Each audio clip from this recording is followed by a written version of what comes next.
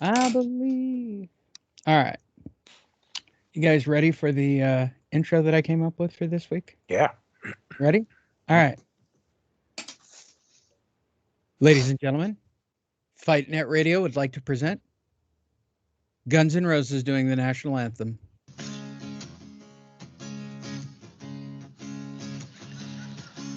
Oh, we got a flag that it seems to be. Reminds me we live in the land of the free. Oh, say, can you see by the dawn's early light? Hi, everyone. Welcome to Fight Net Radio. Lead on Andrew Lupshay, Miguel Now and Antonio then when I Paragon, see Lindsay it wave, it takes me away to the Axel home Rose of doing the the national brave. anthem. It stands for This show is liberty about and boxing freedom, and so my let six it matches. We fly. hope you enjoy it. If it's your first time listening, go to Whoa, boxing.io. sweet stars and stripe. There you can find the only news action Ow, podcast ow, ow, ow, on sweet the website. stars and My own creation, stripe. everyone else's box. We will, of course, be using boxing theme for our news stories. And so please enjoy that. I am joined by two of the very best reporters in the business who are more passionate about boxing than I ever will be. Andrew Labouche, Miguel Antonio Barragan. We'll start this week in reverse order. Miguel Antonio Barragan, how are you in sunny Las Vegas? Not too bad, not too bad. Just got done. Well, not just got done, but a couple of hours ago, got over with work. Monday is in the book. It's starting to cool down here finally. It's about damn time because it's just now starting to cool down. We're already in early December, and I'm barely beginning to feel the cool. So I'm glad that we're getting colder here because I hate the hot weather. Well, there you go. Andrew Labouche is our correspondent in the Bay Area. He is the longest standing member, producer of the show. He's the guy who writes all these really racist and offensive jokes. I try to stop him. He just doesn't listen. How are you today, Andrew? Doing good, Lee. What's the name of your daughter's presentation? Oh, Les Mis. It's Is from it- that Les from that, Mis. It's musical. Les Mis. Les Mis. Yep, there it is. Got it. If this is your first time listening and you are wondering what the hell's going on, Andrew and I both have 17-year-olds, and both of our daughters are in color guard. And if you don't know shit about color guard, let me hip you up. That means our daughters are nerds in literally the most sub-tiered culture on the planet. They're not in band. They're not in cheerleading.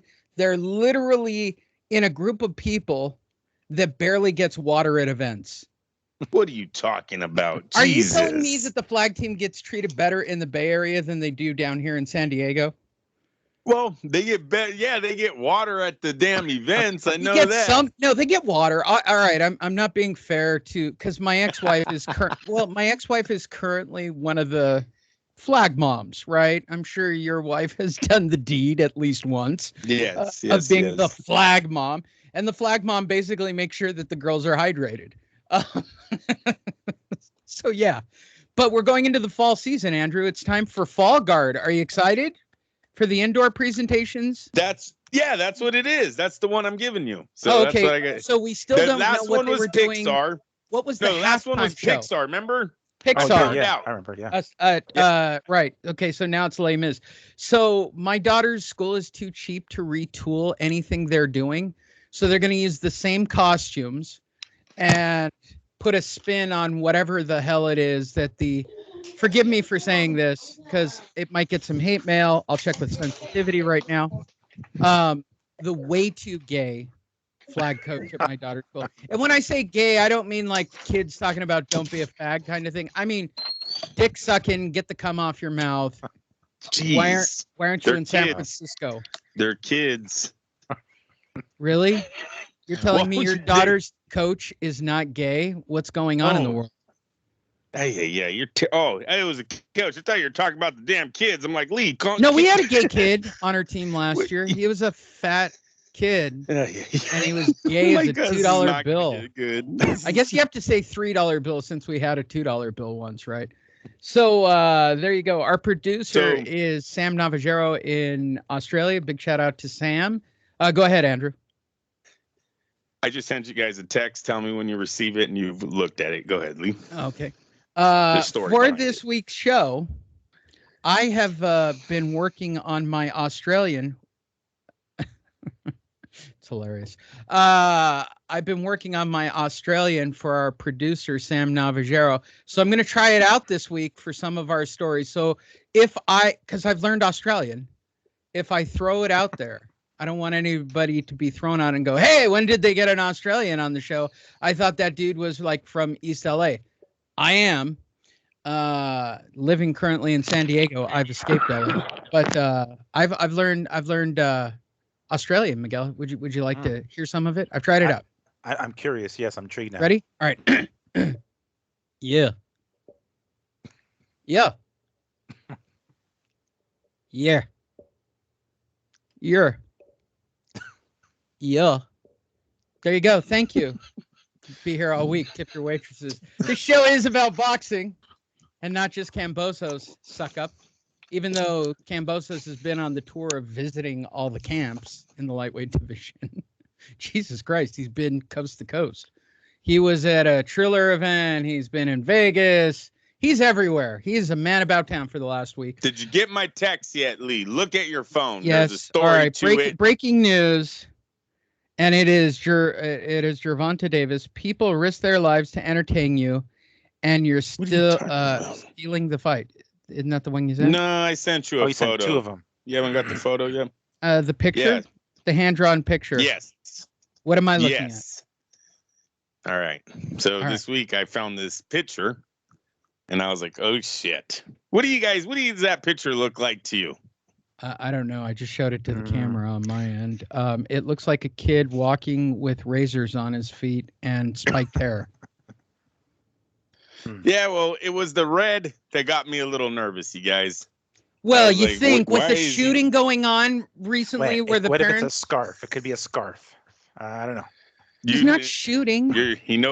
What did Junior do? it's my Just tell me 6-year-old. what Junior did. No, it's my 6-year-old Giovanni. Okay. And I was like, babe, did you see this photo that he drew? And she was like, oh, what? I was like, I don't know, but we need to talk to him because if the teachers see that, it's gonna be a problem. He can't. I don't know what's going on. I said, Gio, what did you do here? He goes, oh, what, Dad? I said, what'd you draw? He goes, oh, that's Sonic the Hedgehog when he goes Sonic Boom. Yeah. Okay. I said, so what's this? Yeah, it's his cape. Oh, Yeah, thank okay. Jesus. I totally get He's it. not cutting. There was throats. a logical explanation. I thought the whole time. Yes. It's I said, very go to school. logical, actually. I appreciate they it. watch And him. considering that parents have gone to jail now for kids making drawings and being told to do... Like, first of all, look, Andrew, if somebody called you up and you went to school and Gio made a painting of kids being shot down, I'm pretty sure that both you and your wife are smart enough to go, yeah, we'll take the kid home and get him some counseling immediately. That seems pretty fucked up to me. Yeah, I know. They're like, hey, they're all. They wouldn't take the kid. They wouldn't take the goddamn kid. He's on your time until 3 p.m. Yeah. Okay, Miguel, you don't have children yet, so I'm going to give you a hypothetical. I imagine they'll happen in your future. You're summoned to the school. You're divorced, of course, at this point, because you'll be just like me. Well, you got a 50-50. Andrew's a good example, and I'm not.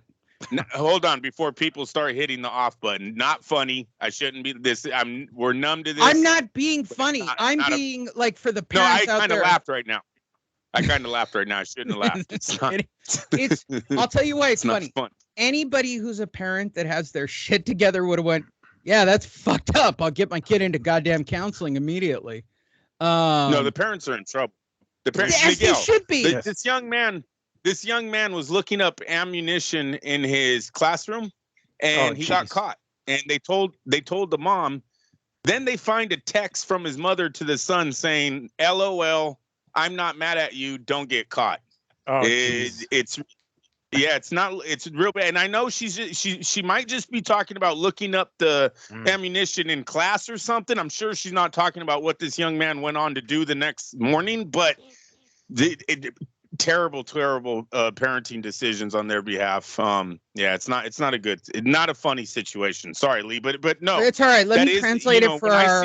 Hold on, I'm gonna make it funny. Bring it full circle. I'm gonna bring it full circle. When I seen what go ahead. No, you go ahead. You got it. Oh, I see where you're going. When I seen what Giovanni drew, it did make me nervous, right? Because this is something that they always say to look out for. And what I seen at first was a darn stick figure with looked like blood coming from the throat. Christina's like, it's a shirt. I'm like, it's not a shirt.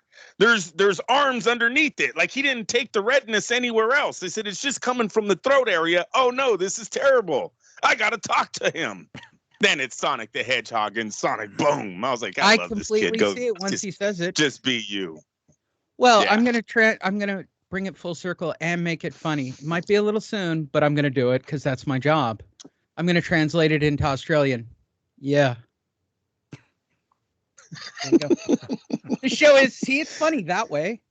I'm not Wait until laughing you're at the a event. parent, We Miguel. both have high school kids. I am not Look, looking you for and I, Andrew and I both live in a world that if that shit happened at our school, we'd go in like Spider-Man and drag our daughters out of the school. This isn't even like a debate. I could see Andrew crashing Yeah. through the school in his truck looking for his daughter like a madman. I would do the Yeah. same. I'd probably be a little less forward like Andrew. But Miguel, You know don't that- you have know- kids. Do you think they You should know go they to never jail? bring. Well, Go I'm ahead. interested. No. Miguel, Yes. you get like as a non-parent, like that there was a drop of the ball here, right? Yeah, absolutely. I mean, it's it's pretty obvious. Like, at checking. least, I at thought least me and put the Andrew foot were down a little just bit. crazy about the whole thing. No, Hey, no. hey, you know there's hella parents that break that rule too, that they're not reported on the news. I do not believe everyone stays behind that line when there's an active shooter in the school. There's like, fuck yeah, there's no, like there's- six. Look, they there's had 6 one where dads in somebody there was out right now. front Yeah. and They there was They're a all guy pulling up in their they phones broke front and through shit. the of my back daughter's fence. school. This is a true story. My daughter actually had a lockdown because there was somebody in front of the school, right after one of the shootings. My ex-wife wouldn't tell me because she was convinced that I would flip the hell out. And rightfully so, I would have. I wouldn't have cared. I would have taken the guy out in front of the school out. I mean, that would have been my first instinct. Shoot him. Well, he's just some guy. I don't fucking shoot him. I digress. I We've like gotten the so far Fight off. Net Radio is topical. Fight Net Radio is topical. And again, for our Australian listener, all one of you, yeah. There you go. Moving forward, this show is about boxing. Go to boxingtonight.io. You can follow me. You can follow Miguel on Instagram and YouTube and Facebook, as well as the show itself. Our big account is, of course, on Facebook, where Andrew posts religiously. You can catch the latest episode in audio. You can catch the latest fight schedule, and down below, the latest episode in video. If you're watching this as a video, go listen to the audio. No, I don't do anything differently. That would require work. However, I think the video is sometimes more fun than the audio, depending on my mood. I don't know. But whatever the case, we've got a week's worth of news to give you, some fights to review, and we want to give it to you. Today we'll be using Boxing Scene. Why? Because our Boxing News aggregate refuses to have Fight News or Boxing Scene on it, or ESPN for that matter, which is just hilarious to me that I wrote this algorithm. So if you want to see local news throughout the world, actually, that has nothing to do with a boxing website and what's getting reported to casual fans, go to boxingtonight.io. More importantly, up to date is our boxing schedule, as is all of our episodes. All right, business out of the way, local and current events out of the way. My attempt at a joke about being Australian, yeah, out of the way. We do talk boxing, and let's jump back in where we left off last week. And where we left off last week was De La Hoya wanting to return to boxing. He's going to start training again in January. The fact that there's a press, before I even read the story, is anyone surprised that this jackoff either did, I'm hoping it's not an interview. Yeah, it's an interview to TMZ. This jackoff's announcing when he's going to go train, like that there is a group of individuals waiting to find out. I don't even care about the rest of the story. Let's just take this from Oscar's brain, because that's what I'm trying to figure out. We've been trying to figure out him for quite a while. So I start with you, Miguel. Are you surprised that he's announcing the date that he will go train? It's No, crazy when you say it like that, right? Yeah, I mean, it's like, can you be any more of an attention whore than that? Like it's like, hey guys, I'm gonna step into the ring. Oh wait, when? Well, first I'm gonna go back to the gym on this date. Like no, we don't give a shit about that. We want to know when you're gonna be in the ring. But yeah, I mean, I can't say I'm surprised really. I mean, the dude's been in the spotlight since he was freaking a teenager, so can't say I'm surprised. Andrew, are you shocked that this, as Miguel put it, whore? I did not say it. Our sensitivity expert said it. I agree that he is a whore. Attention whore. Attention. That's A what I meant. whore's a whore. You're just putting a different label on it, all right? He just doesn't do anything fun as a whore, okay? I am not shocked that he's announcing his workout, his comeback workouts. I am shocked that DAZN today put on their social media feed, it was 13 years ago today that Manny Pacquiao whooped the shit out of Oscar De La Hoya. And sent him off into They had nothing to do with that fight. They're not even around. It's almost like they went out of their way to make this little collage of fight pics and put this out there. Is it the anniversary of it's an anniversary of the date? Is today the day, or is there that's 14 minutes ago. DAZN put out 13 years ago, Pacquiao moved up to welterweight and upset Oscar De La Hoya, the king. Crown. Dropped weight, got paid, as I so blatantly put it. He dropped weight or gained weight to get paid so many times it was ridiculous. Well, there you go, Oscar. That one was dropped. He dropped weight on that one. He went from 154 to get paid on this one. Then he gained weight for Bernard, right? Yeah. What a fiasco. It was, but you got to always remember though, Oscar has a pretty rough patch of the Trinidad controversial decision followed up with the Sugar Shane Mosley controversial decision. Listen, bro, I won all of those fights, bro. Listen, bro. He has an argument. He really does have an argument. Bro, I won those fights, bro. Mario! It was almost like HBO knew Don King wasn't coming back. Him and Trinidad were gone. They weren't doing the rematch. They had already denied it. And they kind of tried to fill the void with the other LA fighter that was undefeated lightweight, multiple title defenses. And it was a great fight. It didn't build up to what HBO thought it was going to be, but it was a great fight. But Oscar has back-to-back controversial decisions where he kind of gave up on boxing too. Vegas was not nice to Oscar in his career. Not like it's been to other fighters. I'm going to translate it for our producer, Sam Navajero. Yeah. Especially Trinidad. I watched. I don't even want to segue back into my Oscar voice. It's just too funny already. The fact. The shit out of how is this guy still getting time with us? That's what I want to know. What has he done? How is Oscar De La Hoya still in the news? He doesn't have any fighters left.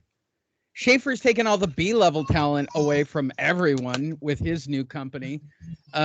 He's not one of the big three relevant organizations anymore.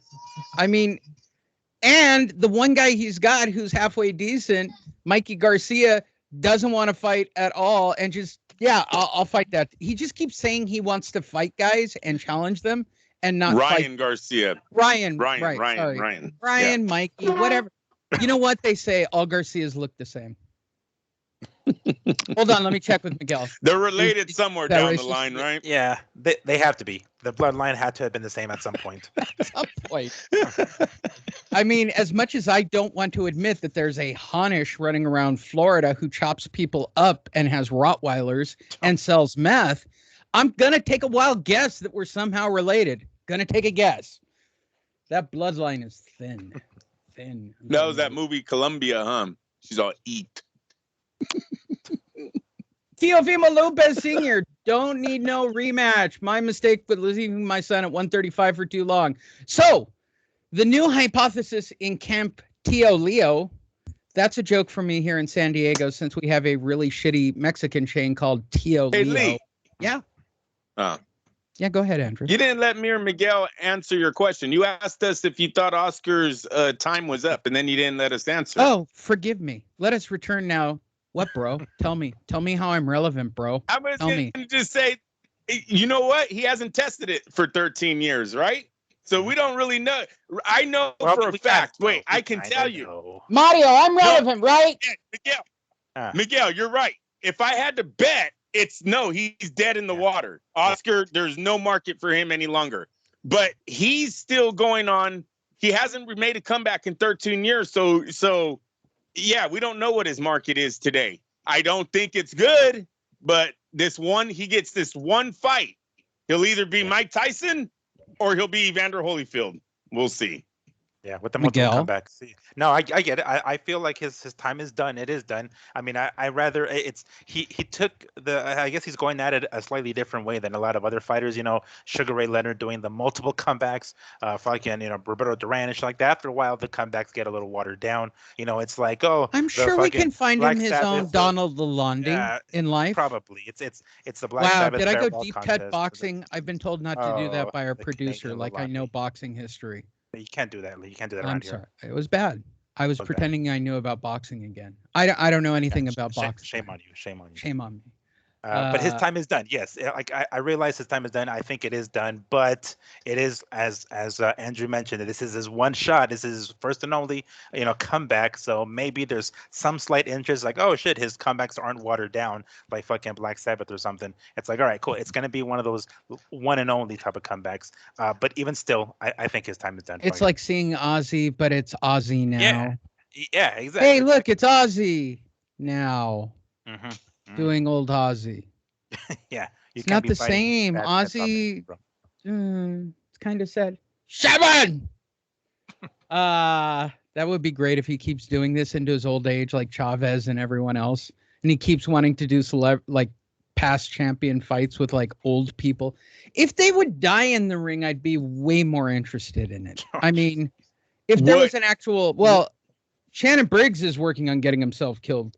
I mean, he's the oldest dude in the room who's trying that routine with kind of guys that might actually, there's a real chance he could get hurt doing what he's doing. He keeps challenging real heavyweights.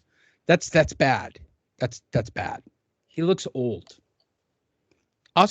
He looks old. He's been in the hospital already for bleeding of the brain, I believe. Like, wasn't he put in a coma with the Klitschko fight? Yeah, I don't know. Or was he just Oscar with the amount of it wasn't a good night for him. I know in that Klitschko.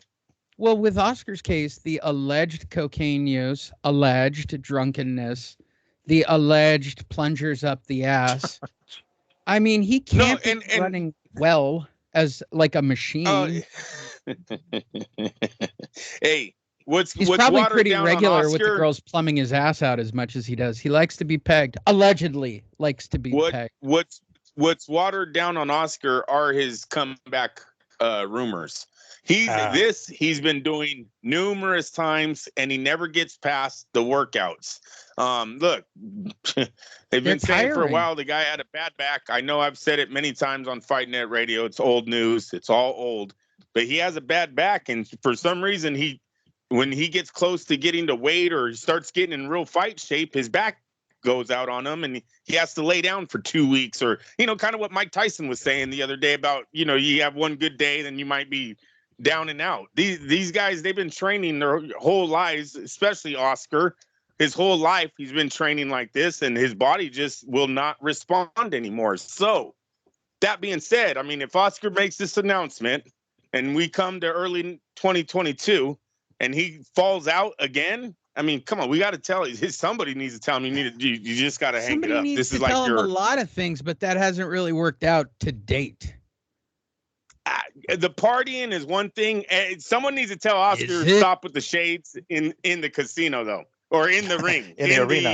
In the arena, in the crowd. Yeah. He was Mario. Tell him about the sunglasses, Mario.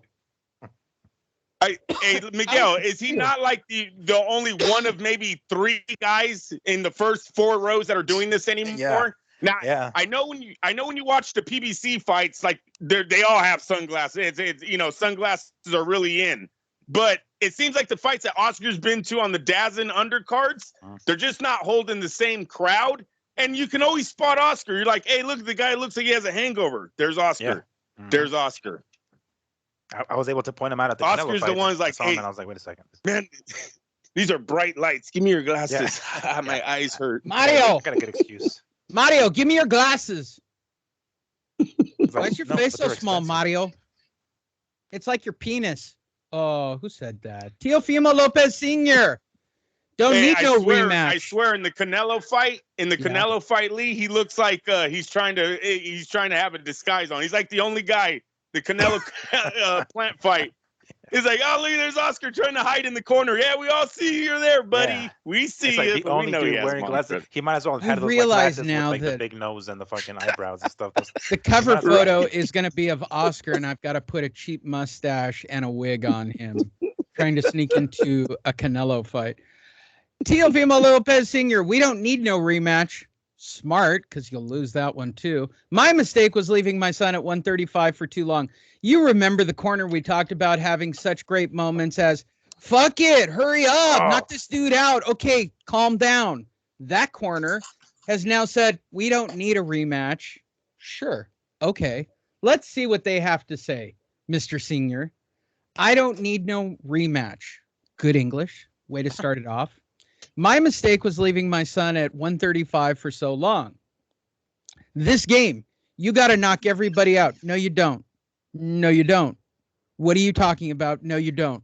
I mean, we could point at Floyd Mayweather since he's arguably one of the greatest fighters of all time. And I can't remember the last time he knocked somebody out. But all right, let's just keep going with this. If you don't knock everyone out, this is what happens. No, it doesn't. It doesn't even happen remotely. They select the winner. Either the promoter pays somebody off or somebody actually wins on their merit. That's how it works. What you're implying is that the promoter didn't want your guy to win. And I said in the early rounds, did I not via text that I'm pretty sure that DAZN, who promoted this fight, Eddie Hearn, would much rather have Kambosos win than Teofimo, who is promoted by Bob Arum. So you knew you had to get a knockout going into this fight. Knew it. You had to know it. Somebody in your camp said, oh, this is fucked up. It's Eddie's event. He's backing Kambosos. We probably need to make a really strong showing. He did not make a strong showing. What his father's saying is that they're still in this stuck, we won 10 rounds. I don't know what fight they watched. Honest to God, Miguel, what is it with these two? Kambosos had a great line that Teofimo might have had a concussion when he said the 10-2 thing. Yeah. His dad is obviously just a dad, right? I would like to believe that I've said it to my daughter when she has a bad competition. You guys were awful. I mean, I'll tell her. I don't try to lie to Andrew, you're a dad. Do you lie to your kids? Oh, you did your best. I don't even know what that means. Practice more, you wouldn't drop the flag. Yeah. Okay. Hey. Yeah, you drop the flag. It's gotta be a little tough sometimes. You gotta be tough love. When my daughter was very small, I'm getting the feeling that Senior never had this talk. And Miguel, I guess it's a day of parenting for you. Early in my daughter's life, I said, do you know what a finisher's trophy is? She looked at me and she goes, yeah. I said, are they okay? And she goes, no. And I went, right. They're not. They're for whiny little kids who don't put in the effort, but they think they get something for being on the team. Teofimo Lopez Sr. is buying into his son's delusional reaccounting of this 10-2 win and that they were magically stolen away from them by Eddie Hearn and the whole evening. You've rewatched the fight, Miguel, I'm sure, like a mental patient. Mm-hmm. Did the score change in a week? Well, I try not to score them when I rewatch them because, the judges only get one crack at it. So I figure, well, I'm going to get one crack at it. So whatever my original one is, that's it. Just pack it up. That was my decision, whatever. Even if I change my mind later, but it's that's what it was at the time. So I don't try to rescore it. However, I didn't sense I saw anything different the second or third or fourth time that I actually watched it, because I watched it one other time later that night and then a couple of times the day after. So I didn't feel like anything really changed. There was a couple of instances where I thought, okay, maybe this one swing round I might have given it to Teofimo, but that was really reaching. On Teofimo Senior's on his note, as far as his instructions that he was giving to Teofimo Jr. Somebody made a video on YouTube with just his instructions. It's fucking great. It's just like his dumbass shit, and it's just like a 2-3 minute video of his instructions in between the rounds, and it's fantastic. I'll send it. I'll send it. Yeah, to you. that's good. It's great, but it's just, I mean, it's kind of hard to hear because there's music, the DJs play music in between the rounds and stuff like that, but. I didn't sense like there was anything really different. I mean, I understand. I try to at least understand where like Teofimo Sr. is coming from here. It's like he's gonna try to take the responsibility himself. Be like, I dropped the ball. It's not my kid. I'm the one. He listened to me. Whatever. So I credit him there. But I mean, fuck. It's at this point, it's like with everything that is done, and I'm sure there's a story about it later about Teofimo's health going into the fight. It's literally becoming what this was with Teofimo and Lomachenko. Everybody told Lomachenko, well, if you needed surgery, you shouldn't have fucking fought. Tough shit. You took the fight anyway. Well, Teofimo, you took the fight, so tough shit. That's kind of ultimately what it comes down to. But I got to show you guys that video. It's hilarious. Well, and now I'm thinking somebody's got to do like a dueling banjos. Deontay Wilder's corner in his first fight or second fight, and Teofimo's corner back and forth. I mean, that's some quality boxing tips for new people. If you remember, Lopez put out a tweet about Wilder being a bitch, I believe. Stop being a bitch with your excuses or something like that. And here we are a few months later with him and his dad going insane. And when I think of the father-son relationship, Lee, I think Mr. Deeds had it the best, right? The college football quarterback that's cussing in front of the girl. His dad starts whooping him on the telephone. I think that's how Teofimo is with his dad. I think these dads kind of control their sons. That's why their sons are nervous to tell their dad, hey, Dad, I got to let you go, or you're second in command. You don't even have to get rid of him. Why can't he just be second? You're second trainer. I'm going to have a new chief trainer. We're gonna go farther, though, Dad. Right? You're still here. You're still going to Vegas. You're still part of the dream, the takeover. Why can't they even do this to their dads? Yeah. You know what? Now that you mentioned that, like a couple of weekends ago when I went to, I think it was Thanksgiving Eve when I went to Bones Adams gym here, where Devin Haney had like an open workout, like a media workout. It was hit. I mean, he's like a soft-spoken dude. Like he really doesn't make a lot of noise, as far as himself go. But holy hell, his pops, was his name Bill? I think his name is. Holy dude, that dude was not like stop. I mean, especially when the cameras and everyone's phones were turned towards him. Holy shit, he turned on that switch and it was just like loud as shit, and you can barely hear what the hell Devin was saying. But I mean, it didn't look like Devin was necessarily disagreeing with him. I don't think he was really trying to disagree with him, but that's really what it felt like. It's like, all right, dude, we're here for your kid. Let your kid talk. You know what I'm saying? Like it wasn't that he was trying to take away that, but it was way louder than his son, and his son really didn't do anything to be like, Dad, all right, relax.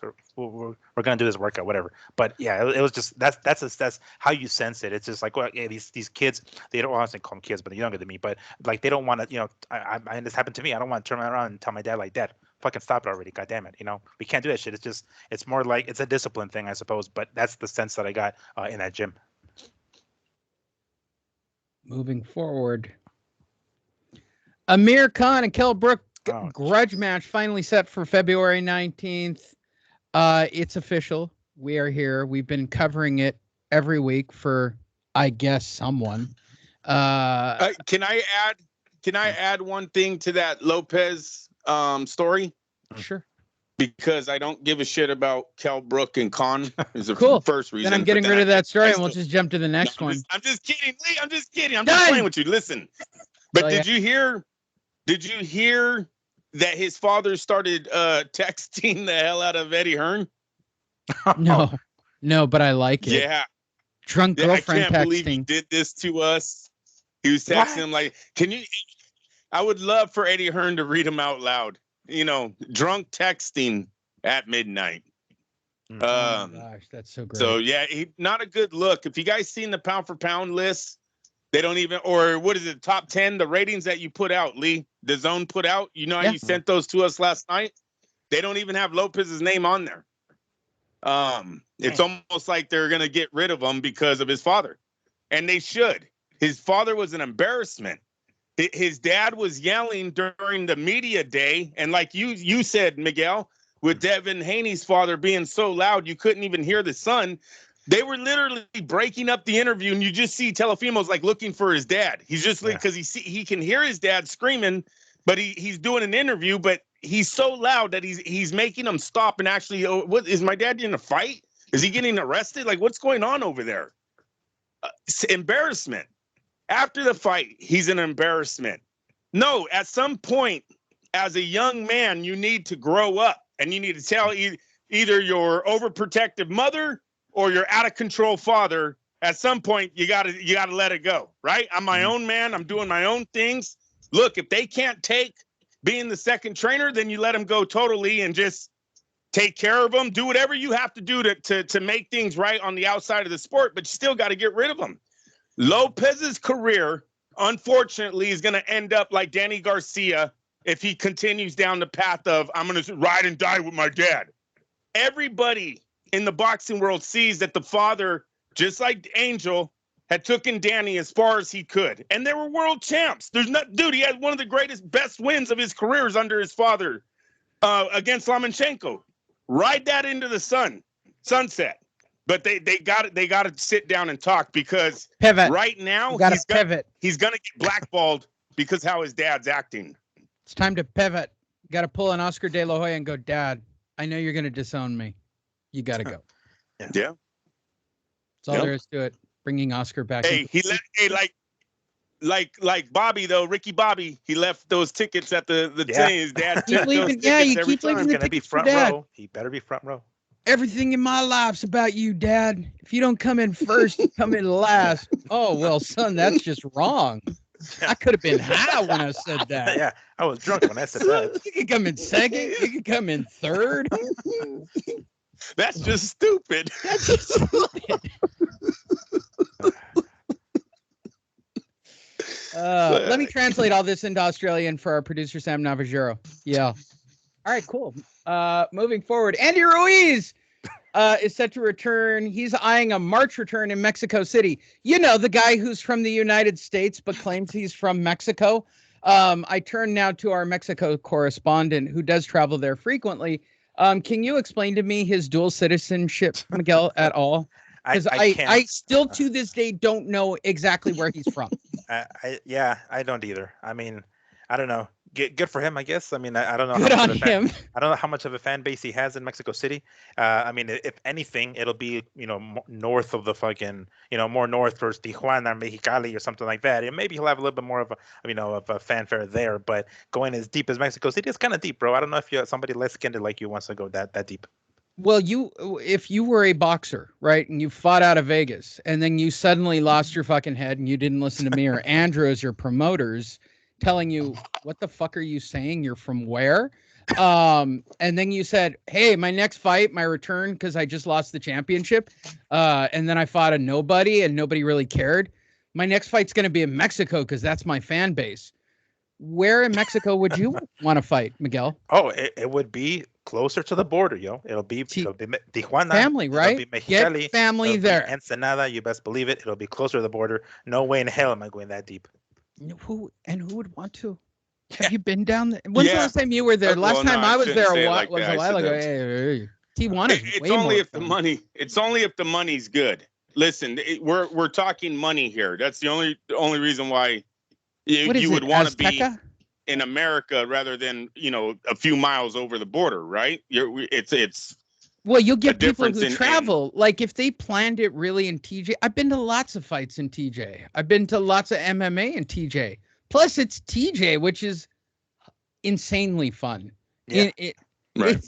It is basically been considered, well, forget it, but it's a lot of fun. So that's interesting to me. Where was it the Chavez fought, Miguel? Do you remember the Bull Ring Azteca? I thought it was like Azteca. Something like that. Damn it, I don't remember specifically. It was a bull. What did they get in there? 80,000 for him. Yeah, him and Greg Haugen. No, you're talking about him versus Haugen. Greg Haugen. Yeah. Yeah, that's the Bull Ring, and it was 125,000. Okay, 125,000. It broke All right, Muhammad. let's hypothetically put this Muhammad together. Ali's record. Wait, let's say that Andy Ruiz has got that kind of skill set as a heavyweight. Who would he like? I don't even know any other Mexican heavyweights. I mean, I'm not trying to be a racist dick here. I mean, I'm being legit. Who would he fight exactly in Mexico City that would bring, like, you'd have to another get a white Al guy. Heyman fighter? No, a white guy. They'll do it. Al Heyman can send 2 guys down there. There's no problem Otto with that. Wallen. It's who's going to come and watch this. Depends For how the much prices tickets that are. they'll. Yeah, it's got to come down to the ticket prices, and then you're going to see what Andy Ruiz star power is like over there. Well, you need a Haugen, right? But- Somebody who's like basically a weird patriot right wing fucking nutbag, right? So people can I hate think on him. Chavez would have sold out. I think Chavez would have sold out fighting his shadow, doing the mitts with his trainer at this time, Lee. I mean, you're talking Chavez and Andy Ruiz are not in the same. Haugen That's why I'm helped that exaggerating fight there. a lot. They're not in Haugen the was same a fucking major ballpark, dick. bro. You need a good Chavez white dick. is Ali Pacquiao. Andy Ruiz is some kid who doesn't know where he's from, won the title for a few months, and hasn't done shit since then. So he's not Chavez. Chavez, you can't even compare those two. They're gonna have the same magnitude of a fight. They're not. What this is about is, can Andy Ruiz even make $1 million over there? That I don't know. Well, here's the joke that I've already got in my mind, which is the title of today's show. Andy Ruiz needs some good white dick. Oh my gosh, what? It's a good title. I like it. Just flows right out of the mouth. No, you gotta explain. No, wait, I can't right into back Andy's that title unless you explain that. Well, since I'm not going to get to name it that, you guys will shoot it down at the end of the show. I'm not even going to worry about it. Yeah. I'm just putting it in Yeah. here because it dawned on me, if I was taking notes for titles for today's show, Andy Ruiz needs some good white dick. That's a great title for the show. I think a good white dick is a little bit more. A good white dick. Yeah, Well, that makes a a little more good white sense. dick. And it shouldn't be hard to find. There are many white dicks in the world. In the boxing world. Moving forward, Robert Easter is given 2 years probation for assault charges. Ooh. Yeah, him. You're probably thinking to yourself, but Lee, I don't really care about Robert Easter, nor do I, to be perfectly honest. But we do track boxers that are dicks. And Robert Easter is definitely a dick. He assaulted someone. According to the police records, Easter allegedly, we're still at the allegedly phase, hit a 28-year-old woman on the left side of her face, causing the woman to lose consciousness. The victim claimed to police that Easter spit on her before punching her. What a classy guy. Oh, he cleaned her up first. Shout out note to Mauricio Suleiman. Let's get the medallion and the t-shirt on this piece of shit, shall we? I start with you, Miguel. Are you surprised that they only gave him 2 years probation for assault and assault again? By the way, spitting is assault, then the punch is assault. It's double. What a piece of shit. You get points taken away though, or taken away when it is a stripper at the Rusty. What was that strip club called? The Lee? Rusty Hanger, or I remember. Yeah. We actually entitled the show named after Yeah, the the brass Rusty monkey needle or or the some brass shit. umbrella. Go check the show. I even got their actual logo and got it up. It was like Brass City or fuck. Anyone got anything on And this because other I'm than us using updating this piece of because I crap? used the word token again, I will have to write that 100 times. My lady is gonna catch this. And yeah, Is she I'm pretty listening much in to the trouble. show now? Do I have to behave more? Every once in a while she's like, she'll just send a text. All right, with it, Chris, here's my question. palm over Is the big face. white dick joke funny to a woman? Because I think it's Yeah. hilarious. I No, think that all joke right, is we'll see. hilarious. WBC president, the Makabu Muchuchu, whatever, will go against Canelo.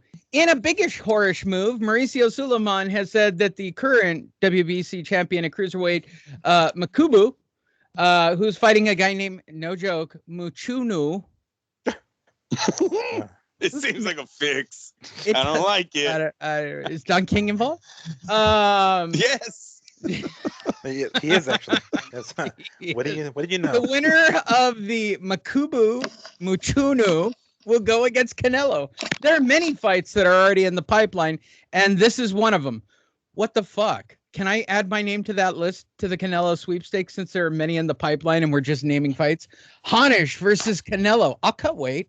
I'll make what is it, 185? What do I got to cut to? Like, what's the number here for that fight? I mean, I think it's I'm 200 down. actually. 200 for For cruiserweights. Makubu? I'm already at 200. This is a cakewalk, right? And what is this? Like a $5 million fight for With Canelo knocking no me out? training, you're already at 200. Yeah, no training. Yeah, I'm actually. It's a $5 million fight for Don King. It's about a $250,000 fight for Makubu. Oh, Andrew. Hey, that's what Don does. Yeah. Well, Hey, yeah. in that contract, it's going to say 90% of the money goes to co-promoter Don King Productions. It's And they're gonna everyone's be a going to be like, contract. hey, everyone's going to be like, Makubu, do you know what this says? Makubu's going to be like, no, I do not know what it says. And be like, Yes. you're fucked. You Yeah, expect I it don't to know. speak English, right? Because all the contracts will be in English, and they'll just point at shit. Everybody, no, you know what? Oh, a lot of foreigners do, and I'm tired of acting like they don't. They're all smarter than us. They fucking 3 languages out of some of these guys. I'm like, I can't even fucking learn one. So no, he probably does fluent in English, Makubu. Yes, sir. Yes, he is. All right, I'm going to translate it into Australian. Yeah. There you go. That joke's not getting old yet. Maybe by the 4th or 5th story. Miguel. All right, do you want in? Should we add your name to the list? Because according to Mauricio, there's a lot of fights in the pipeline. Would you like? Can you get down to 200? Yeah, I'm sure I can. Yes, I mean that would be a cakewalk. I mean, I think after eating, Thanksgiving dinner, I'm pretty sure I can make 200 no problem. Do you even want to discuss the Popeyes on Sunday night watching the Davis fight with the mac and cheese? With the mac and cheese and the biscuits, I'm pretty sure I can make 200 no problem. All right, cool. So just as a note from Fight Net Radio, we're in the pipeline as well, and it's a fight to be considered. Andrew will do the promoting. Winner will face his son. Glad we could do. Mauricio is such a fucking whore. Yeah, I'm gonna make this happen. This is basically what he's saying. Yeah, I'll make it happen if Canelo wants to do it, even though it has shit. Canelo hasn't even committed to this shit. This is a bunch of people just finding an angle for him to fight and take a title in another weight class. And when is this fight even taking place? Like this Makabu and the dude whenever. Because Machunu. because Canelo likes to stay active, and he's been active, a lot more active than other champions. So if he's gonna have to wait there 6 months. There are plenty of Caleb Plants in his weight class for him to beat up on. Plenty. Yeah, probably. Oh, so ridiculous. So ridiculous. Moving forward, Hearns throws cold water at talk of Joshua stepping aside to allow Fury Usyk. There you go, Tommy Hearns. Get involved. What have you got to say? I don't think that's a consideration for you. Right. At the moment, the only focus is on the rematch. For you, I'm glad I could translate this for other people listening. Anthony Joshua wants to fight Alexander Usyk. You do, for sure. Eventually. Until that is presented to him, which it hasn't, and it hasn't been presented to him. There, he even put it in his own self. This fight hasn't even been set up yet. He's saying it right here, people. Until it's presented. They're waiting for a cash offer from Team Fury. That's what they're waiting on. If you're going to make a step aside, this is literally an open letter to Bob Arum and whoever that white dude is in England that apparently is attached to him as well.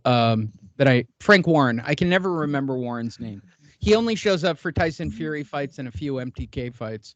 I start with you, Andrew, this time.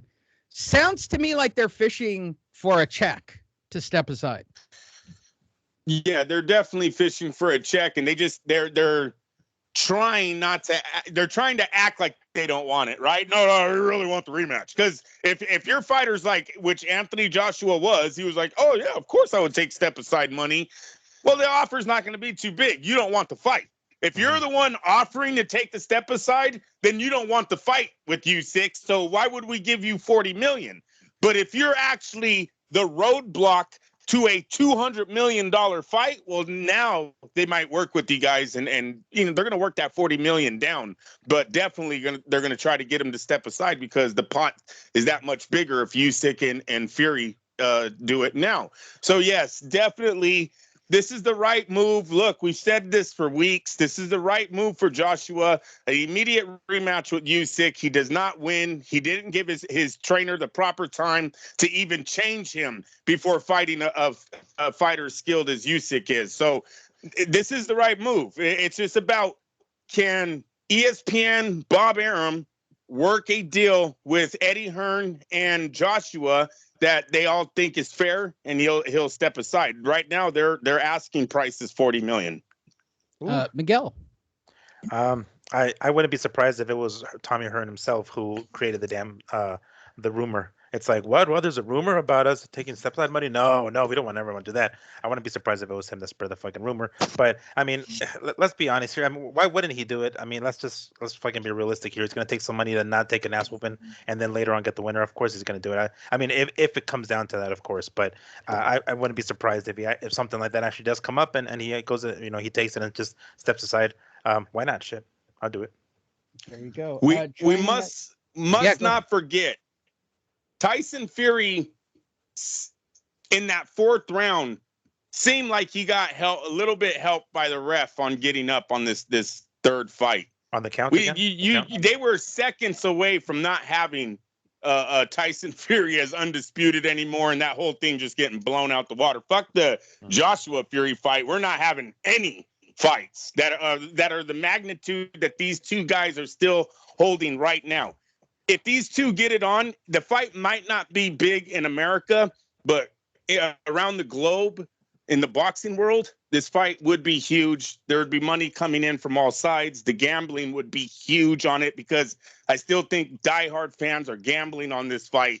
Then you talk about the UK, you talk about everywhere else. Usyk Fury sells. As it gets closer, it would get hotter and it would sell. They want to strike it while it's hot. You waited around. Tyson Fury might not get up the next time. This guy's been dropped, 4 times in his last 2 fights? Or his 3 fights? 4 times the last 3 fights. Well, they were all with, I mean, no, hold on. Well, he wasn't dropped. It was the first fight with Wilder. He was dropped there. And then he wasn't dropped in the rematch, but he was dropped in the third one. And I think he had the Volin fight in between, right? I think. So yeah, I mean, all of it. But as far as let me see here. Oh no, his only other knockdown was against Steve Cunningham, which is years ago. But recently, they were all been by Wilder. I mean, I don't think there are any other heavyweights who hit like fucking Wilder. So I mean, yeah, it looks kind of bad on Fury's part that he's been dropped basically damn near every single time. But it has been against a heavy hitter like Wilder. So there's a reason for it, Well, yeah, you guys won't believe it. Joining us on the phone, I don't believe it. Tommy Hearns. AKA Eddie Hearn. I had a chance to do a phone interview with him earlier, and I said, would you mind doing an impersonation of Bob Arum in regards to this fight? Oh, and of course, wow, a full commercial at that. Of course. Oh my God. I'm stalling now at this point for the joke that I set up. Your Bob Arum impression. Fuck off, you prick. There you go. Was it worth it? Was it worth great. it? I don't know. Was it worth it? I think mine is better. It certainly would have been better without the commercial at the beginning, but I get it. It didn't quite land as well, but we got it. Which is why it's only on the podcast episode. The video is actually only going to be of the fight reviews. Whatever. There you go, podcast people behind the scenes. Maybe I edited it. Maybe I didn't. Tyson Fury. Bob Arum would like to see Fury fight 3 times in 2022. Damn. Let's ask Bob directly. I was able to talk to him on the phone today as well. Shut the fuck up, you little... It doesn't get old. It doesn't. Yeah. It doesn't. Bob's get fucking awesome. Old. Bob, what did you think about Jose Aldo this weekend? UFC are a bunch of skinhead white guys. White guy. I love the fact that Ariel Hawani, who is a skinhead, actually took offense to that. Call a spade, bro. Call a spade a spade. But oh my God, to this day, it's still the best watching. Shut the fuck up, you little prick. That doesn't get old. Come on, let's be honest. It doesn't get old. Well, Bob, what have you got to say? Joining us is our own top ranked Bob. How are you today, Bob? Great. Let's get to it. You prick. You sound nothing like the other Bob, but whatever, Bob. Let's get moving. What I would like to see in the future is what we would all like to see. them getting into the ring at the end of February or March, I don't know, whatever year it is. Hopefully that is how it will all roll out. Fury is ready to go to fight anybody at this point. I really believe that he is the preeminent heavyweight in the world. There's nobody out there that he would be reluctant to fight, more or less. I mean, more or less. I think Dillian White would be a great next fight. We've got to push ahead and get a date and an opponent for Fury. And if that's something we can do and it's logical and Dillian White didn't get fucked over again by Eddie Hearn, who's a shitty promoter, then we'll do the fight. All right. We're all caught up on that. And now I'm done doing Bob for this week so that I've met let me translate into Australian for our producer, Sam Navajero, who likes Top Rank Bob to appear. Yeah. All right. Now, let's get back to the meat of this.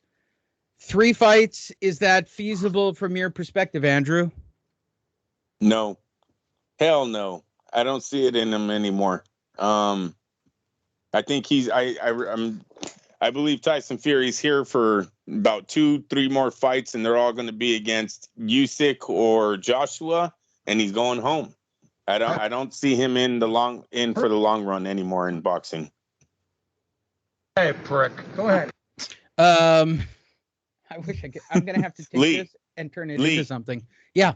I know it's an awesome soundbite. It's almost as good as the Cyndi Lauper money changes everything. We did that for so many weeks. I finally got I was wondering how many weeks it would take of doing the Cyndi Lauper clip before Sam would have had enough.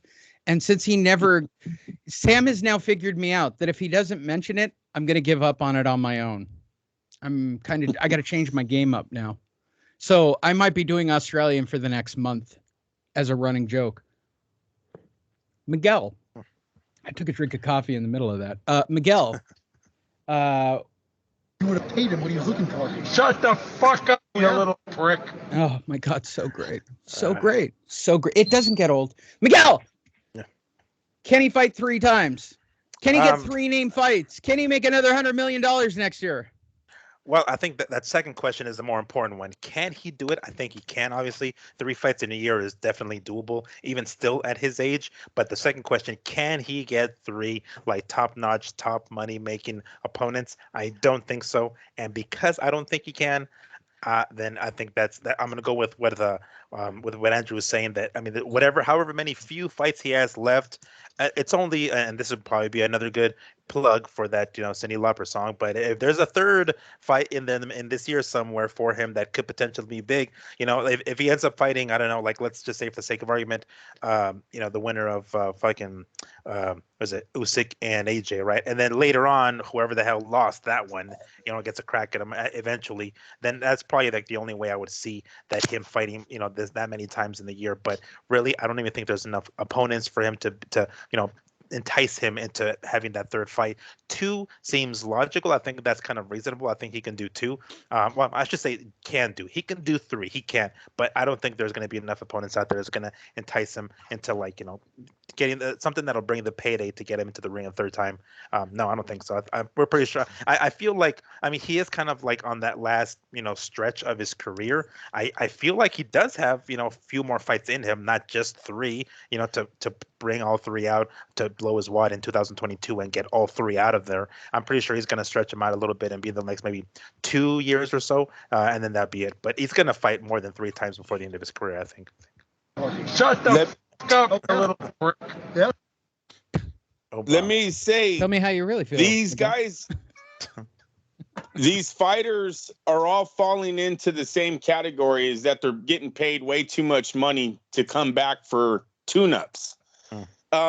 Back in the day, you were able to pay a fighter, say, $15 million, and then maybe bring them back for $8 million on HBO or something. I'm just throwing numbers out there, but they were able to work deals with these guys. Nowadays, there are no deals. The deal now is $40 million, $35 million. What did Canelo give back to his company? A few $1 million? Yeah, I still want $32 million a fight. They shipped him off to pay-per-view. Tyson Fury shipped off to pay-per-view because they don't have that type of money. And I'm sorry, boxing in America doesn't generate Super Bowl ads. They just don't. There was one fight that did it. Pacquiao Mayweather would have done it on any given day, but that was one fight in this last 20, 30 years, maybe since De La Hoya Trinidad. So Tyson Fury now falls into the category that ESPN can't just put him on regular ESPN and pay him fucking 30 million, 40 million, whatever he's making as a heavyweight champ now. So they have to look for a pay-per-view opponent. There's not, like Miguel just finished saying, there ain't too many of those guys out there. Deontay Wilder was a pay-per-view draw because of his fan base and he was known. There ain't no more Deontay's there. Anthony Joshua lost, or he would be in the same predicament that the other Canelo and Tyson are in with DAZN. He makes way too much money. There's not a tune-up that generates that money for everyone. Pay-per-view is the only way you're going to be able to pay someone to take a tune-up fight and give them 30 to 40 million bucks for that fight. So Tyson Fury, and who would pay for that? Who the fuck would pay for that tune-up fight to put it on pay-per-view? I mean, like, it's how much these pay-per-views going to be? Like $75 usually is roughly how much they are for a tune-up fight. Can you imagine that, having to fork up that kind of shit for? And then chances are, Bob isn't going to exactly stack the undercard either. So we're going to have a weak undercard on top of that, main evented by a tune-up fight by Fury. I don't know how that's going to be. You're not buying into Nico and his star-studded. The worst thing, Nico Ali, Walsh. The worst thing boxing ever did was allow HBO to walk. And I'm going to keep saying that until I'm done covering this sport. But that has hurt the sport of boxing way more than anything else we've done by shooting ourselves in the foot, was letting HBO walk. They should have worked a deal out where HBO took a bigger percentage from the pay-per-view buys or something. But DAZN and ESPN have not worked out for our heavy hitters. And back in the day, we all had heavy hitters, plus HBO had HBO After Dark. They had HBO Championship Boxing. They had HBO pay-per-view. They were fucking giving our sport money every weekend on some years. And we threw that all away to chase $1 billion that DAZN was giving out there. And I say we, like I got a piece, but you know what I'm saying? The promoters. The promoters went running for that money. We let HBO walk, and now look at, we can't fucking put a major fight on. We already know the PBC. That's why all their cards are bullshit. They've said it many times. There's nothing they can do. 60 million. That's all they got. 60 million. Well, fuck, man. Deontay Wilder made 40 million, or let's lowball it. 25 million against his last fight with Fury. How are they supposed to put that on regular cable if he's going to make 25 million of your 60 that's supposed to last the whole year? Well, we've seen what they put out for the rest of the year, and that explains it. You don't pay anybody anything. Yeah, anybody else. Not the undercard, not the ones on Fox or Showtime, none of those motherfuckers. I have a brand new segment on the show. Are you guys excited about this? I spared no expense for the broadcast people. Joining us now live, our newest person to join the show, Mauro Ranallo. Hello, everybody. Mauro Ranallo here, doing the Fight Net radio request line.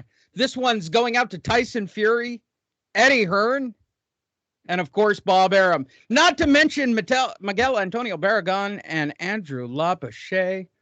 This song goes out for all of you guys. Cyndi Lauper.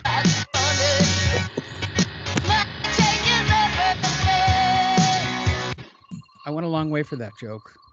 I hope everyone enjoyed it. And I even got a Mauro joke in. Remember, depression is real, folks. All right, cool. Did I get everything? You know how many casual fans watched HBO boxing, and only HBO boxing, but how much money they made off of just the casuals tuning in on a Saturday right after a big movie that was on, and their TV just stood on HBO, and it was like, oh, I seen that fight. It was really good. I don't know who the fought, but man, I like him now. He's a real good fight. All of this was created by HBO. They take their $50,000, rub it in bacon grease, and hang it between the ring, and these guys are hungry, and they're fighting for money. Now everybody's got a goddamn contract. Well, and everyone wanted to be Floyd. No, but everyone also wanted to be Floyd, and that was another reason why they had to walk.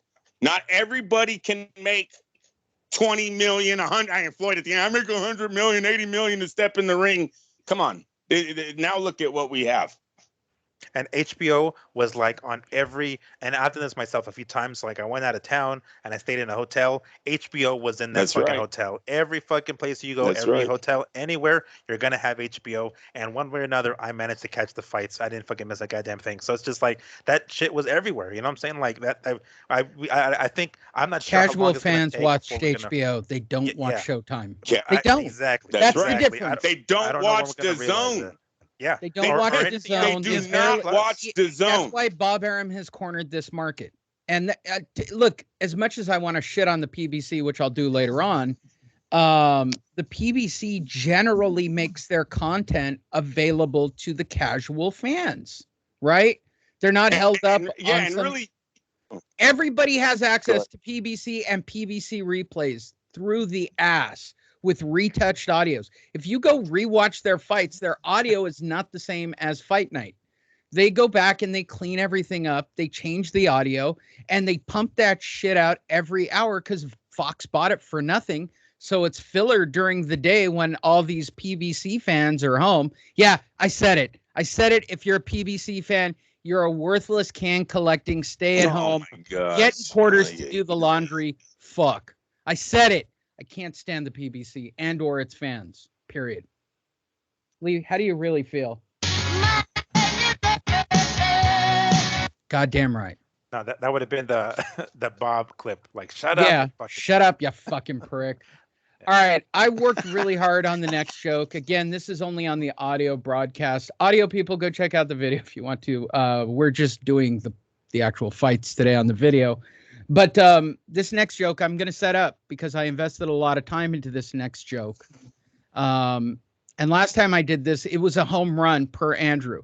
So I am once again pointing at the left field fence on this next joke, Andrew, and story. Uh-oh. Pointing. I'm pointing Babe Ruth style. I'm going back to back home runs. Oh, prediction. Prediction. It's really hard when you write a joke like this, but we're going to try it. Clarissa Shields was named to 30 under 30 for on the Forbes list of sports figures this year. And that's really exciting. I was able to corner an interview with Clarissa, and I would like to play it now about her being the 30 under 30.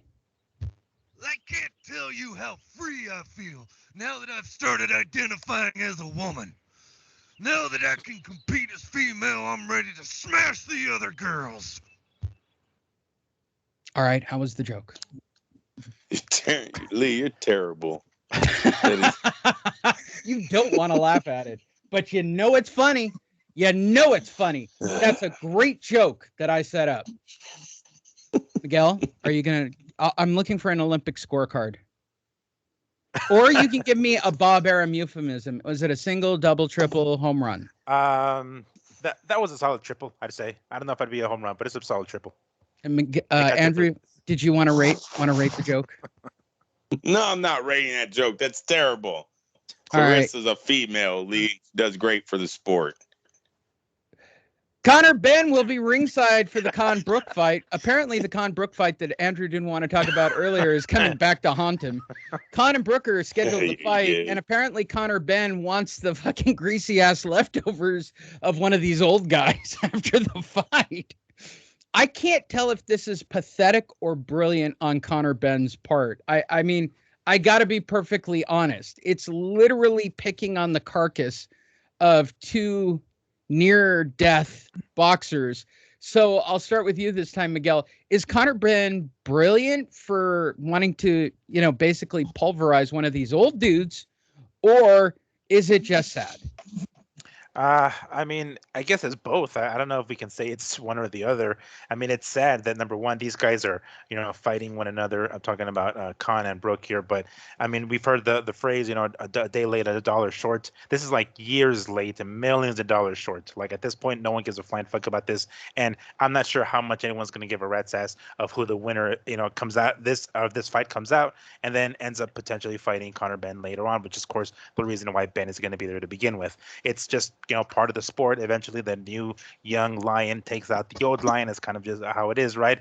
These guys are way past that already. Like they've already passed their torch to whoever the fuck they were going to pass it at one point. It's not going to really do Conor Benn any justice or really help improve his career should he beat whoever the winner of this fight comes out here. So it's both sad and smart. Yes, I get it. This is kind of just part of the sport. You're going to have old timers on you, just like, on your record, the way, Canelo has guys like Baltimore and Mosley on his record. It's just kind of like, all right, you got to have some sort of notable name on your record. So I guess to some degree, that's why it's smart. But the flip side of that coin is that it's sad because we're going to see some of these guys get knocked the fuck out. One of these two here, maybe both. Andrew Labouche, sad or brilliant?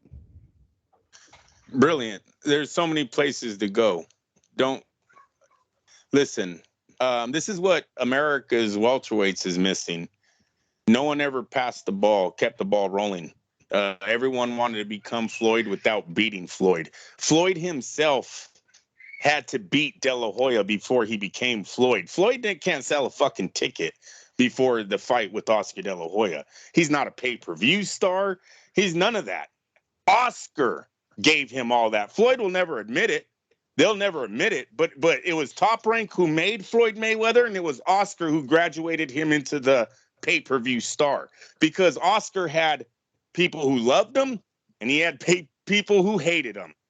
And a lot of the guys that hated Oscar fell in love with Floyd because Floyd won that fight and made Oscar look the way he did, even though I thought it was a close fight, but hear me out. And the fans that loved Oscar hated Floyd because he beat Oscar. So Floyd then carries on Oscar's fan base to his other pay-per-view fights, and they all tune in. Floyd didn't give that option. He gave it to Canelo. You know what? He gave it that one option to Canelo. Canelo fucking screwed it up, loses the fight. Vegas was ready to give him the fight. He screwed it up. He loses the fight.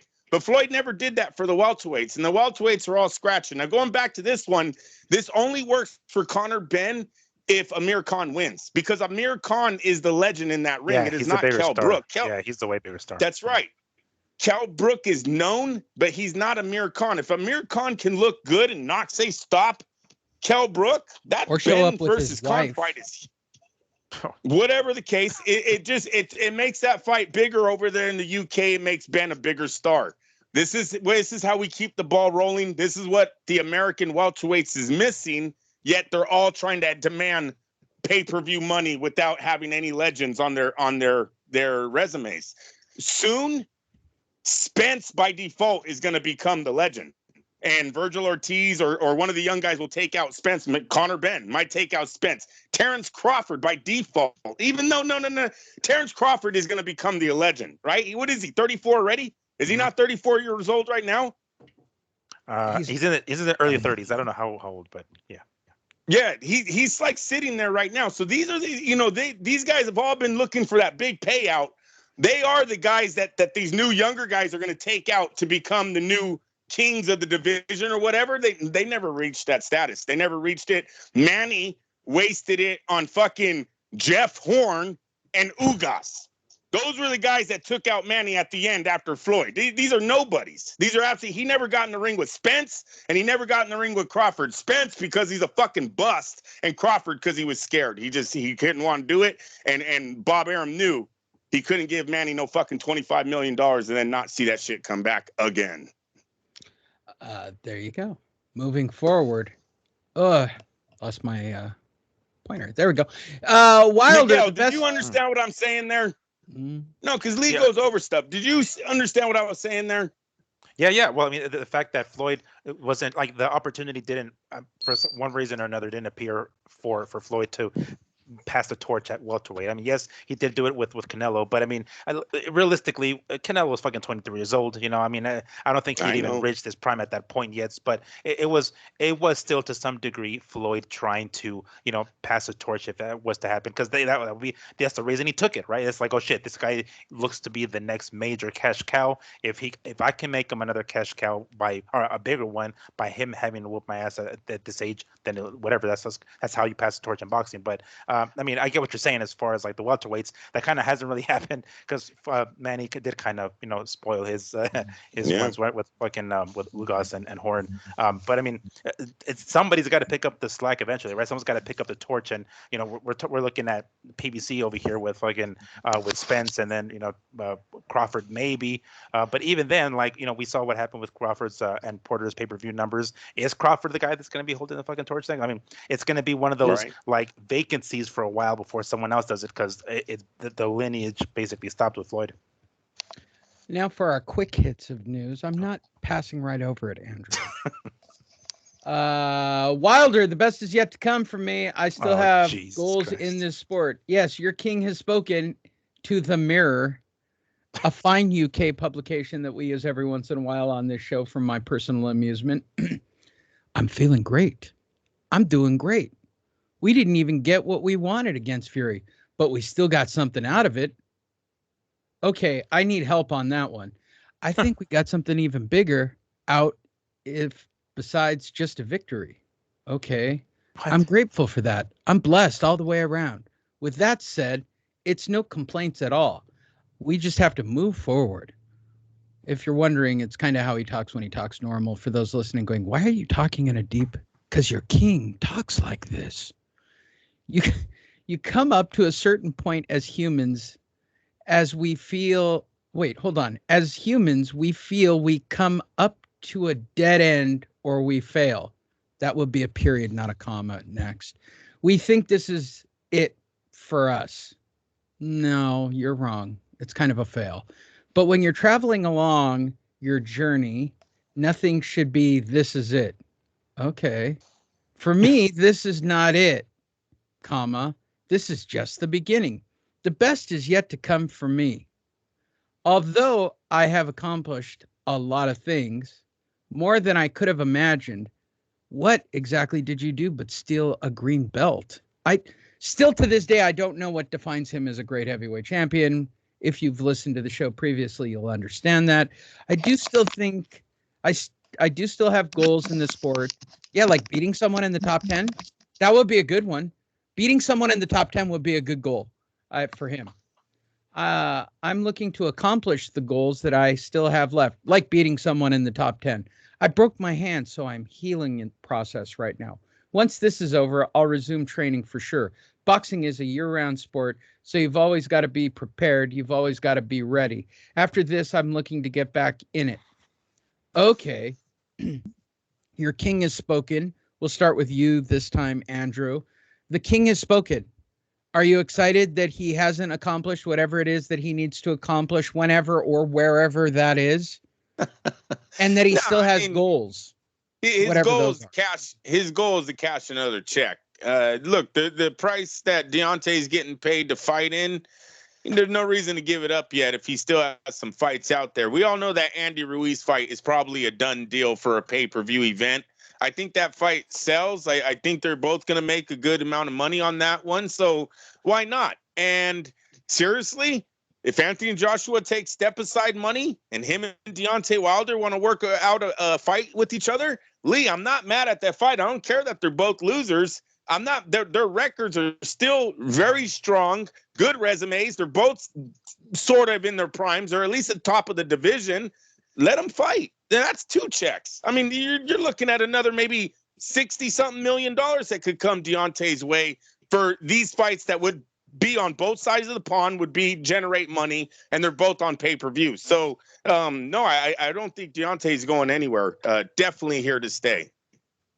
Miguel. Well, to kind of touch up on what Andrew was saying there with the possible fight with someone like Ruiz, this might be a better title for the show. But how about Ruiz needs a big black cock? Because I think that's what he needs here with. Wow. What if he goes to Mexico City? Or a Mexican cock. There you go. What if he gets Deontay to go to Mexico City? BBC. Holy yes. BBC. In Mexico City, wouldn't that be something? That would sell. And Ruiz needs BBC.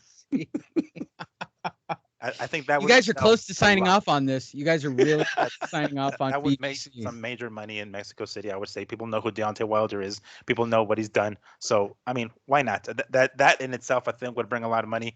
And I it's definitely a BBC. He would definitely There you go go. full BBC. There we go. Oh my God, he'd be great. He would certainly pick it up. They have to look at. I'm not trying to talk shit, but Don King was robbed out there when he did do the Chavez fight. And you guys could look it up. Like Deontay could not bring that. No. The same kind of character with all the jewelry and the watches. No. You can't do it. You can't. Don wasn't even safe, and we all know he was connected. They still got him. Oh, I would love if Deontay got mugged right before the fight. I can't. Your king can't do the fight. I was Yes. mugged last That'll night be his in reason. Mexico Yeah. City. I had to buy some other gloves because my other ones were stolen. Stolen, and I had to wear these, and they're 40 pounds apiece. I was tired just walking to the ring. Next quick update: Golovkin Murata pushback due to Omicron. Wow, we're back to current events. This is the first fight that has been postponed specifically because of the latest outbreak. As I was telling someone else, this is bad that we're getting shutdowns based on Omicron. And I kind of suspect that we will see more Omicron. There's no N, so stop saying Omni. That's a magazine from the 80s. Omicron. Are we going to see more, Andrew? I don't know. Look, there is a cruise ship that's docked right now in Louisiana there's 3,200 guests on that ship. And I guess 10 of them tested positive. So they're not leaving. They're from the Netherlands, I believe. So Goddamn it looks white like people. Looks like it's spreading again. Yeah, I'm just waiting for the pill, Lee. Once they get that pill out here, I think everyone will start to breathe again. So we just need to hope that the FDA passes this pill through like they did the vaccine, and we all go back to work. Are you guys up in the Bay Area on masks inside? Of course, yes. We aren't. San Diego seems to be the only place on the planet that doesn't apply. It's weird. Yeah, I don't know. Traveling it anywhere really else. weird. I was just in Vegas last week with Miguel. We needed masks everywhere. I mean, the airlines, they just like up their standards to a 1-day test. It was like, wait a minute, I thought you're supposed to be vaccinated to go have a hamburger in a restaurant, but now you can just fly out of the country and come back and just show a test. What the fuck is going on here? It's actually, well, we'll get to that when we talk about the Gervonta Davis crowd, which apparently turned into a super spreader event. Miguel, do you suspect, being in a town that's already on the verge of being, you got a test to walk into a casino, and they're very close to that. What's your feedback on this? More fight cancellations? Well, I mean, this one in particular is, because it was going to be overseas, right, in Japan. I mean, I think, as long as there aren't any other fighters outside of the country that have to fly into the U.S., I don't see this becoming too much of an issue and any more fights being canceled unless one of the fighters end up catching the shit, and then it's another story. Of course, we have ourselves a brand new, pandemic. But no, I don't really see this being like something that's going to cancel too many more fights. Because I mean, really, other than this one being in Japan, I'm not sure right off the top of my head how many other fights are involve fighters that have to fly out from another country. But yeah, I don't really see this being too much of a problem. Like canceling the other fights, I don't think so. Do you know what they call Omicron in Australia? I don't, Lee. Please tell me. Omicron. There you go. Didn't see that joke coming, did ya? What a swerve. What a swerve. That was a swerve. Dr. Teofimo Lopez, he's lucky to be alive. What? Yeah, apparently he could have died for sure, said Dr. Linda Dahl, not making that name up, an ENT who practices at 3 Manhattan hospitals. He's lucky he's not dead. I mean, really lucky. The air was surrounding his chest wall and heart and his neck, places air is not supposed to be in. If he was to get hit in the neck or chest or a certain way in a certain place at a certain time, all right, pull his license. I've heard enough. Same bet channel, same bet. Yeah, I don't ever want him fighting again. Yeah, that's fine. So he'll be back next month, I'm sure. Yeah. I wrote him off yesterday, but yeah, it was serious. It was serious, right? But yeah, we're ready for like a Rocky quote of, "Hey, why don't I get the fight? Like it's the only thing I know how to do. Because then my daddy won't love me if I don't fight." You're making me. You telling me I can't be a man? You telling me I can't be a man? Hey, is this worse than Holyfield's hole in the heart? Which one's worse? I don't know. No. I The faith don't healer. know. Well, if he wants to go and find God and it cures him, I guess we're okay. It's gonna be his dad. He's gonna be like, I got a My problem. dad cured My me. dad cured me. Holy shit. Oh, Lomachenko and Pacquiao are somewhere like, damn, drama queens. You couldn't just say his shoulder, huh? Yeah. What the fuck? yeah, right. That's exactly what they're both saying. That's exactly what they're saying. Everybody in boxing knows, and I'm going to say it because maybe you're new to boxing and you're a casual fan. If you fight someone, and I would say wrestling, jiu-jitsu, MMA, and boxing, when you lose, I threw my shoulder out on the way into the ring. If you notice, I bumped into the ring when I was coming in, and I tore my shoulder out. I tore my ACL. I'm going to take some time off and get it repaired. Don't worry about the positive, steroid tests that I'm about to have either. Everything will be cool. What a douche. All right, and last now, yeah. But wait. Yeah. We have to remember that we caught Lopez, I believe, in the Lomachenko fight, doing the breath inhaler in the side. Do any of you guys remember that when ESPN was in his locker room? It looked real suspicious, but someone had him in the corner, and you could it's tell always he was good to taking, do steroids right before a fight, Andrew. I don't know if this is your first time. The little the asthma medicine. The inhaler, no? Yeah, and there's steroids. There's steroids in that. I don't know of any asthma inhaler that isn't steroids. I don't remember. All right, and our last quick update story so you guys can talk to people about boxing. I guess you might know somebody that you talk to about boxing on a day. Andrew does. As for the rest of the world, Miguel, outside of your dad, do you ever get to talk boxing?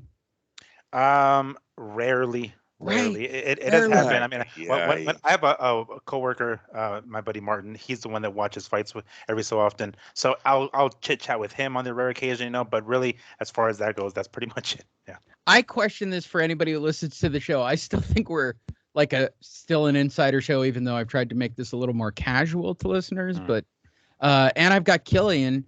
Even Killian's a little too advanced to consider like a real box. Like, I just don't talk right. Like, Andrew's the only guy I know that's willing to talk to regular boxing people on a daily basis. You're a good dude, Andrew. I don't know how you do that.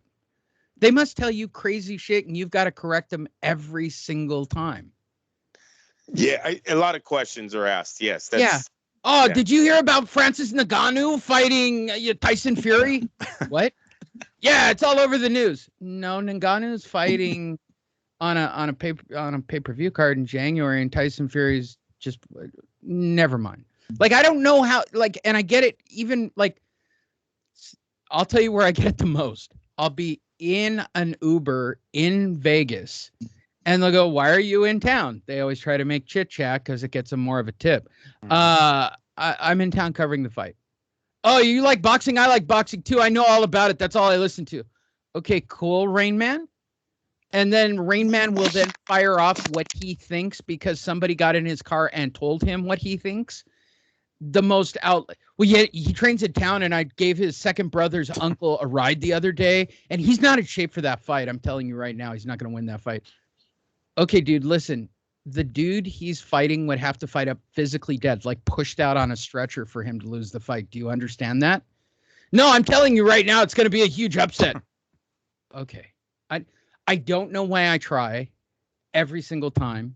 You're a good dude, Andrew. I swear to God. I can barely do it with people who have casual knowledge of boxing. I know all about fighting. Okay. I had a discussion on Saturday night. I shit you not. You ready? MMA. I like it. This is why I like MMA. Well, yeah, UFC is MMA. No, I mean MMA. It's a person I like. And they might actually watch this right now. And I'm going to say it's not that it upset me. It's the fact that somebody told you that MMA was different than UFC. It wasn't your fault. It's the person who told you that MMA was different than UFC. But I digress. Here's one for everyone. Tommy Fury withdraws. Look at his list of injuries. I got a broken rib, bacterial chest infection. Oh, and I tore my rotator cuff. No, that's a joke. But he went deep on why he's not going to do the fight. I am absolutely heartbroken that I have been forced to withdraw from the fight with Jake Paul due to a bacterial chest infection and a broken rib. Either one would have been enough to get out of the fight. So I'm going to go with, so you really didn't train for the fight, and you believe your dad and brother that if you lose this fight, they're going to disown you. I'm just reading between the lines. I could be completely wrong. So I'll turn to my expert of both MMA and boxing, Miguel Antonio Barragan. And stunt fights, because Andrew doesn't like to talk about stunt fights. Miguel, it's pretty strong. I mean, look, if I knew that my family was going to disown me if I lost a fight to I'm really not one to speak. My family was going to disown me for fighting Danny. So I understand the vibe. And let me tell you straight up, he's not wrong. Your family will disown you for doing stupid stunt fights. Mine did. My mom actually kissed and thanked Danny for not killing me. And I didn't know that was a real thing in her mind, that could have really have happened. Andrew was there. Trust me when I say this, that wasn't a thing. But I'll start with you, Miguel. Are you buying any of his bullshit? I mean, I always try to give these guys the benefit of the doubt, but I mean, what's all that shit they said? Like, how many fucking issues was he talking about here? It's like a goddamn, laundry list of the problems. Two serious ones. I mean, a bacterial infection by itself in your chest, that's pretty serious. But you're going to toss in a broken rib? Yeah. Does that mean you would have taken the fight if you only had one of these? Yeah, and I remember specifically, like, at some time ago when this fight was signed, that Tyson Fury was like, "Oh yeah, my brother, he'll have a broken hand, he'll do this, he'll that, he'll still show up for the fight." So much for that, because it's not going to happen. But yeah, maybe one or two of these things are like legit. I think he just threw in the rest to make the fucking laundry list look worse. But I mean, it's going to look bad for everybody, including boxing, if he goes in there and gets his ass handed to him. I realize that he's not a legitimate boxer, but he's the next best thing to a retired mixed martial artist. So him losing to someone like Jake Paul is going to look bad, and I'm pretty sure it didn't help that all the pressure was on him by his family. I mean, aren't they even like half brothers, right? Tyson and this dude. I don't know. This is definitely like the better looking Fury of the Furies. Physical specimen of a fucking Which Fury, means that the dad clearly banged a better one the second time. I mean, I'm just going to go. The mom has got to be gorgeous based on that fucking family tree. But I digress. Andrew, are you buying this bullshit? It's our newest game show. Listen, do you buy the bullshit? I think when he walked up to his dad and brother and was like, I hurt my rib, and they were probably like, "You doctor, you're gonna quit because of one injury?" No, I got an infection too. Yeah. There's an infection too, so it's a broken rib and an infection. They're like, whatever. Listen, he wasn't gonna make money for nothing. We talked about that. We seen Tyson was beating the shit out of his younger brother with that medicine ball. It was Tyson Fury probably broke his rib. Dead serious. We seen it. Go if you haven't seen it, go look up the video of Fury working his brother's abs out with the medicine ball. But he's the one beating the hell out of his ribs. So Tyson was putting him through it. He was trying to make a man out of him, and his brother folded. That's what I'm going to say happened without having any evidence. That's what I'm going to say happened. This wasn't going to be one of Tommy's. I told you, if you guys watched his fights, man, this guy was an ugly fighter. He's about as ugly as the Paul brothers. Wild, falling over his punches, no balance. And Tyson wasn't going to go for that shit. He's going to tell you, you're going to train how I train, and his brother folded. Send his ass to Kronk's gym where he got a bacterial infection. So what we're really saying is the Kronk gym is full of bacteria. No, I'm not saying that at That's all. what Andrew Labouche is saying on Fight Net Radio right now. Yeah, send your complaints there. That was just Tyson was just working him over, and it did break him. Yes, sir. Oh, that's hilarious. All right. The last of the audio exclusive, before we do our video section for the fight as well, I'm going to do one final joke, Pulp Fiction style, with Miguel as my help. We're going to do Miguel. Yes. You're never going to believe what they got going on in Australia. Do you know what they call fish and chips down in Australia? Fish and chips. I don't know. Fish and chips. It's a Oh. callback to another joke. That's all the Australian jokes that I have for the audio portion of this program. We now turn. Hi, everybody. Welcome to Fight Net Radio. Lee Hanish, Andrew Labouche, Miguel Antonio Barragan, bringing you the results of this weekend's fights. I am joined by two esteemed experts. If you're listening to the audio, go watch the video. If you're just watching the video, we just did an hour and a half of every news story, and it was amazing and hilarious. I cannot stress enough, watching this week's episode, Andy Ruiz needs BBC. You'll get it once you go and watch it.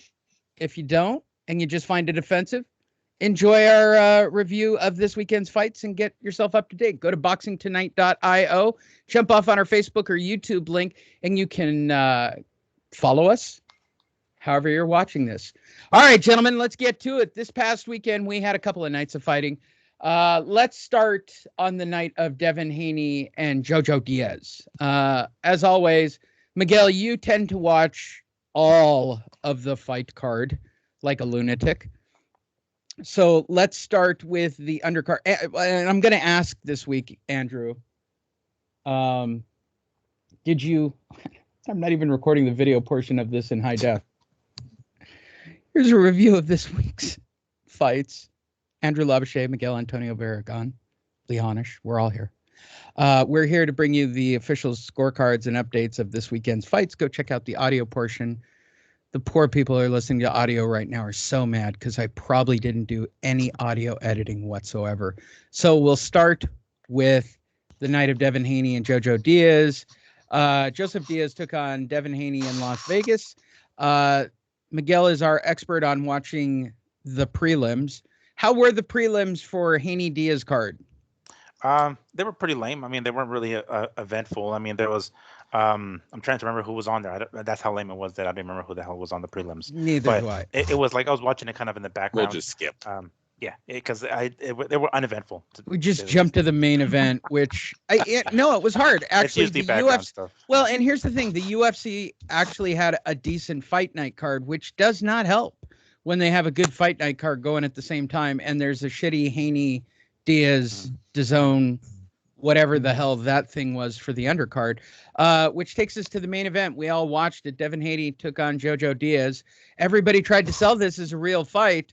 Not really my impression. Wasn't much of a fight at all. Jojo Diaz, who was touted as coming in as being big and tough and strong, and wasn't that far off odds-wise, but still, he certainly didn't fight to the same caliber that the odds had him at. I'll start with you, Andrew Labouche. What did you think of Haney-Diaz? Well, I thought, I got to disagree, Lee. I thought it was actually a good fight. Me and Miguel had been saying for weeks that Jojo was going to be the toughest fight of Haney's young career. And for the most part, it was a good, tough fight for Haney. I came away from this fight with more questions about Devin Haney than I did answers. And that to me shows that Diaz was there the whole night. This wasn't a pushover. Look, when me and I'm going to speak for you right now, Miguel, I'm going to speak for you right now. When me and Miguel talked about it, we kept saying this fight was going to be as good as long as it lasted. If you guys kept hearing, that was a common phrase coming out of us. I think Lee asked us 4 weeks in a row what we thought about this fight. And we kept saying it's as good as long as it lasted. Well, let me tell you, around round 7 or 8, I really didn't expect Jojo Diaz to still be in that fight. Not only did I think Devin was going to stop him on pure accuracy and just, youth and just being a better fighter. Just like this guy is, they describe him as the next Floyd Mayweather. I was expecting a lot more from Devin Haney. So right off the bat, his offense is great. Speed is great. Power, question mark. The second big question mark I had coming out for this was his defense. Look, a lot of these guys like playing the Floyd shoulder roll, going to keep my hands down at my waist. You got to have reflexes, man. JoJo Diaz kept hitting Devin Haney with the left hand all night long. And this wasn't just he was just brushing him, he was just barely hit. He had Devin Haney's eyes looking at the lights numerous times. Aaron Pryor versus what's the Hawk? Arguello. Yes, Aguero. Yes. I said the wrong nickname, didn't I? Yeah, Pryor Aguero. Yes. It was that type of fight, man, where it was just like how you would. I started thinking JoJo was gonna at least start breaking Haney down at the end here. He was hitting him so many times with the straight left. I was zooming in on Haney. You know, when the fight was over, I was really trying to pay attention to Haney's right eye to see if there was some kind of scarring there that I had just missed. His eye looks fine. The side of his face looks fine. Why was he getting hit so much on this night? So, no, this was a big letdown, in my opinion, a letdown as far as He stop coasted. with the Haney. He Haney's coasted. the next Floyd. Haney Yeah. No, he coasted. The rounds Nah, he lost nah. were coast rounds. didn't. Nah, it was He a good. took It was a rounds better off. fight than that, Lee. That's not the fight. I had it 117, 111. I didn't. The rounds he lost are just because of inactivity. Winning rounds sometimes doesn't justify the action that's being put in the ring. Yeah, okay, so JoJo wasn't winning every round. He was still touching Devin Haney way too much, especially getting late into that fight where what I we would've stated thought many times on the show Haney is would've that pulled Haney away. actually sucks, and that's what JoJo exposed. I mean, Haney's a weak fighter. I never understood why Tommy Hearns picked him up as, the second coming of God. I don't Floyd. understand why No, he got Floyd. a contract. Yeah, he needed his piece of the lightweights. I mean, at the time, Lomachenko was the man, and Teofimo was coming up and whatnot, so he needed to have a piece of the lightweights too. I'm sure he wanted a piece of that. No doubt. What Yeah. did you think of the fight, Miguel? Settle the argument. Well, I certainly don't think that Haney coasted. I mean, the rounds that Diaz won, with the few that there were, that he earned them. Like, he absolutely earned them. There was a couple of times where me and my pops were basically losing our shit over why Diaz wasn't more active. 'Cause he sucks. What what Andrew was saying earlier about questioning Haney's power. We were like, okay, hold up. It didn't look like Haney was able to hurt Diaz, so fucking keep going, keep marching, walk him down. You can take his power. Maybe once or twice it looked like Joseph was momentarily, like shaken, but it was very mild, and it looked like Diaz basically kept his bearings fine. But it's just like, dude, you can't just like have these long periods of inactivity and let Haney, throw these jabs or whatnot. I don't know if it was the fact that Diaz was southpaw, but that left hand was connecting. It was the lead right down the pipe. A couple of times he was winging him over, right, doing the left hook, and it landed. As wide as the shit was, it landed on Haney. It's like, all right, Haney probably shouldn't have taken that shot.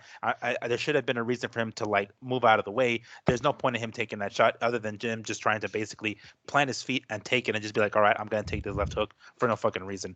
I was pissed that Diaz didn't open up with that left hand a lot more. The straight left, the lead left, even if it wasn't super hard, it was scoring. So even though ultimately the judges was like, or the scores was super, to Danny's favor, it felt like definitely was a lot closer. Each round felt like it was a lot closer because, although Diaz did have those periods of inactivity, he did what he could. He did what he could, and you can't. I mean, I don't know what the hell was going on with Diaz. We were expecting. I mean, I don't want to say I was disappointed in Diaz, but I was expecting a lot more, especially considering how Haney's power was. I was like, wait a second, this is and when Haney fought Linares, I was like, all right, Linares is that legend, that guy he's gonna have on his record, right? I thought, okay, this is kind of sort of the semi-passing of the torch here, even though it already happened with Loma. But I'm talking about here's creating the new star. Okay, that's understandable. He beat Linares.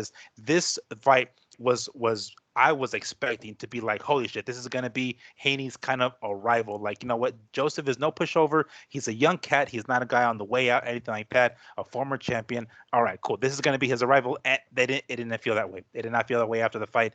I was like, I don't know.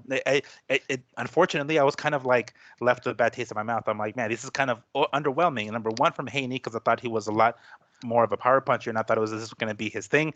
And even Diaz was like, all right, I was expecting Diaz to come out here, guns blazing. It did take him a couple of rounds. By round 3 or 4, 4 or 5 is when he started really, opening up. But even still, it just felt like it wasn't enough.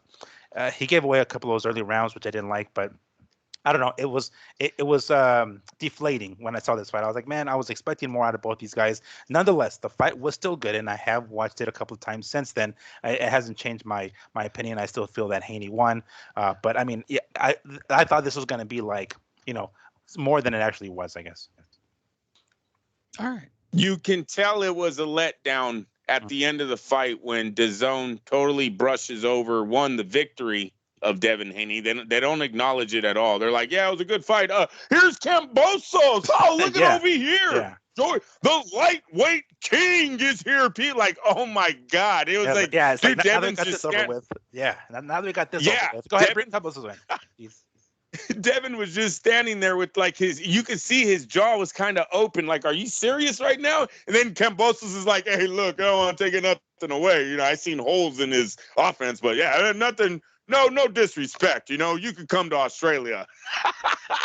It was bad. Like, Haney walks off. He doesn't shake anyone's hand. No, he clearly had a chance to outshine George Kambosos. He failed. Kambosos is the lightweight king. And at least on this night, then we go into Sunday. But on this night, Devin Haney did not outshine Kambosos at DAZN, and DAZN kind of proved it by or anybody else in that weight division, I might add.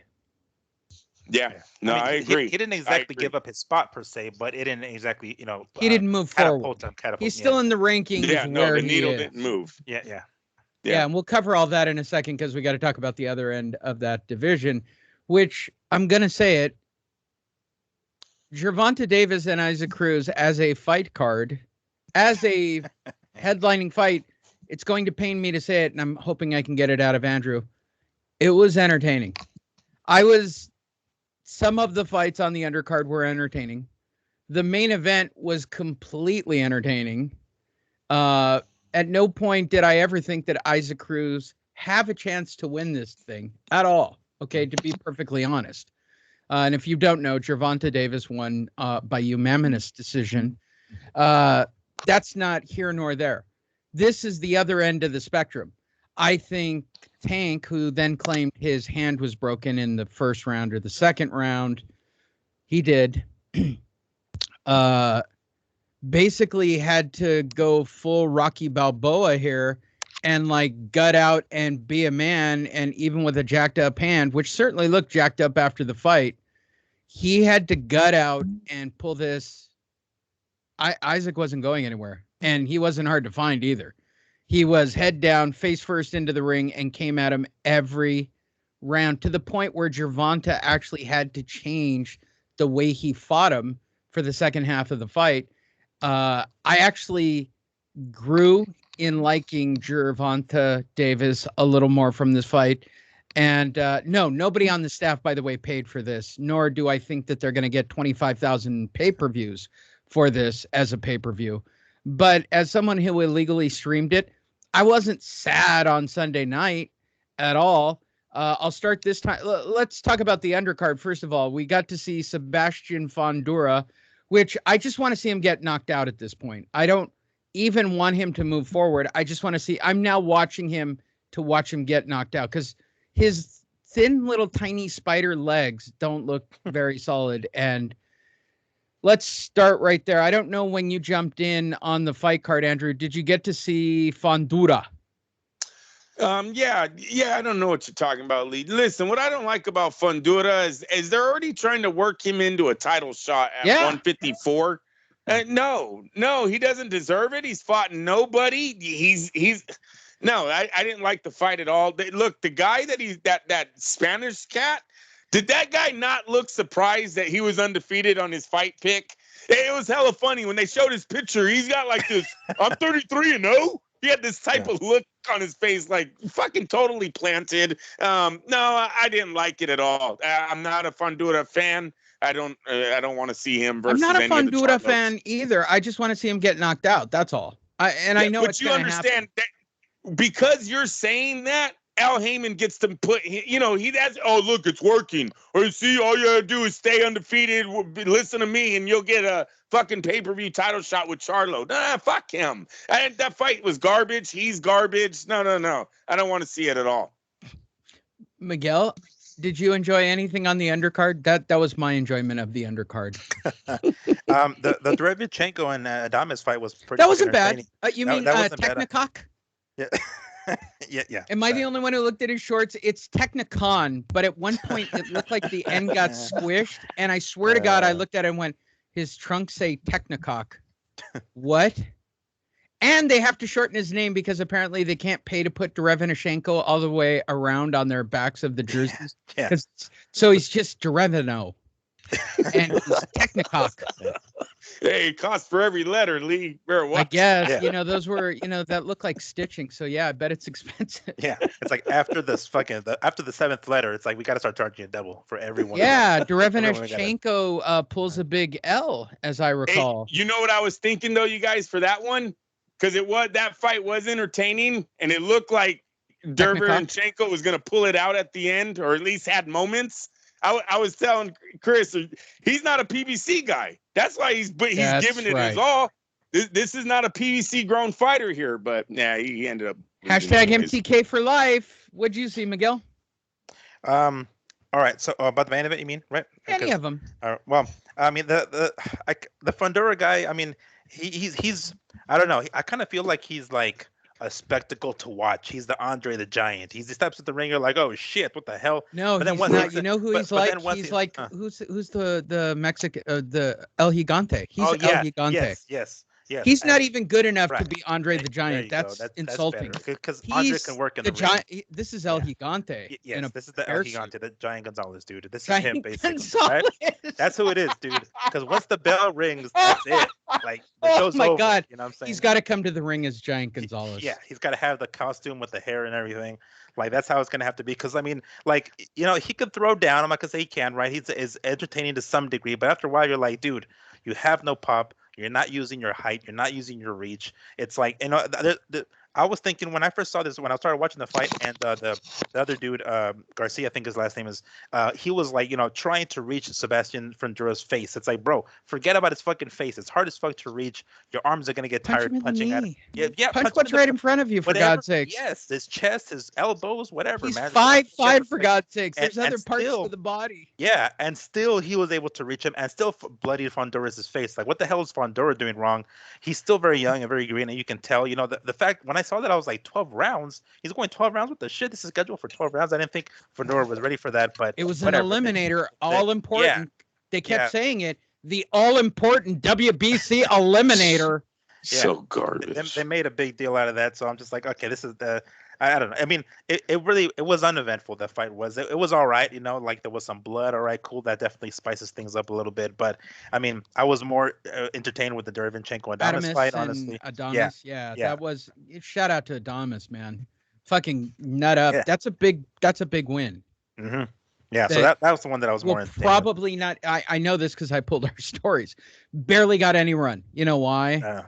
Because he's a nobody. It's like the Otto Wallen story. You just went Uh. 12 rounds with Tyson Fury and cut him to shreds.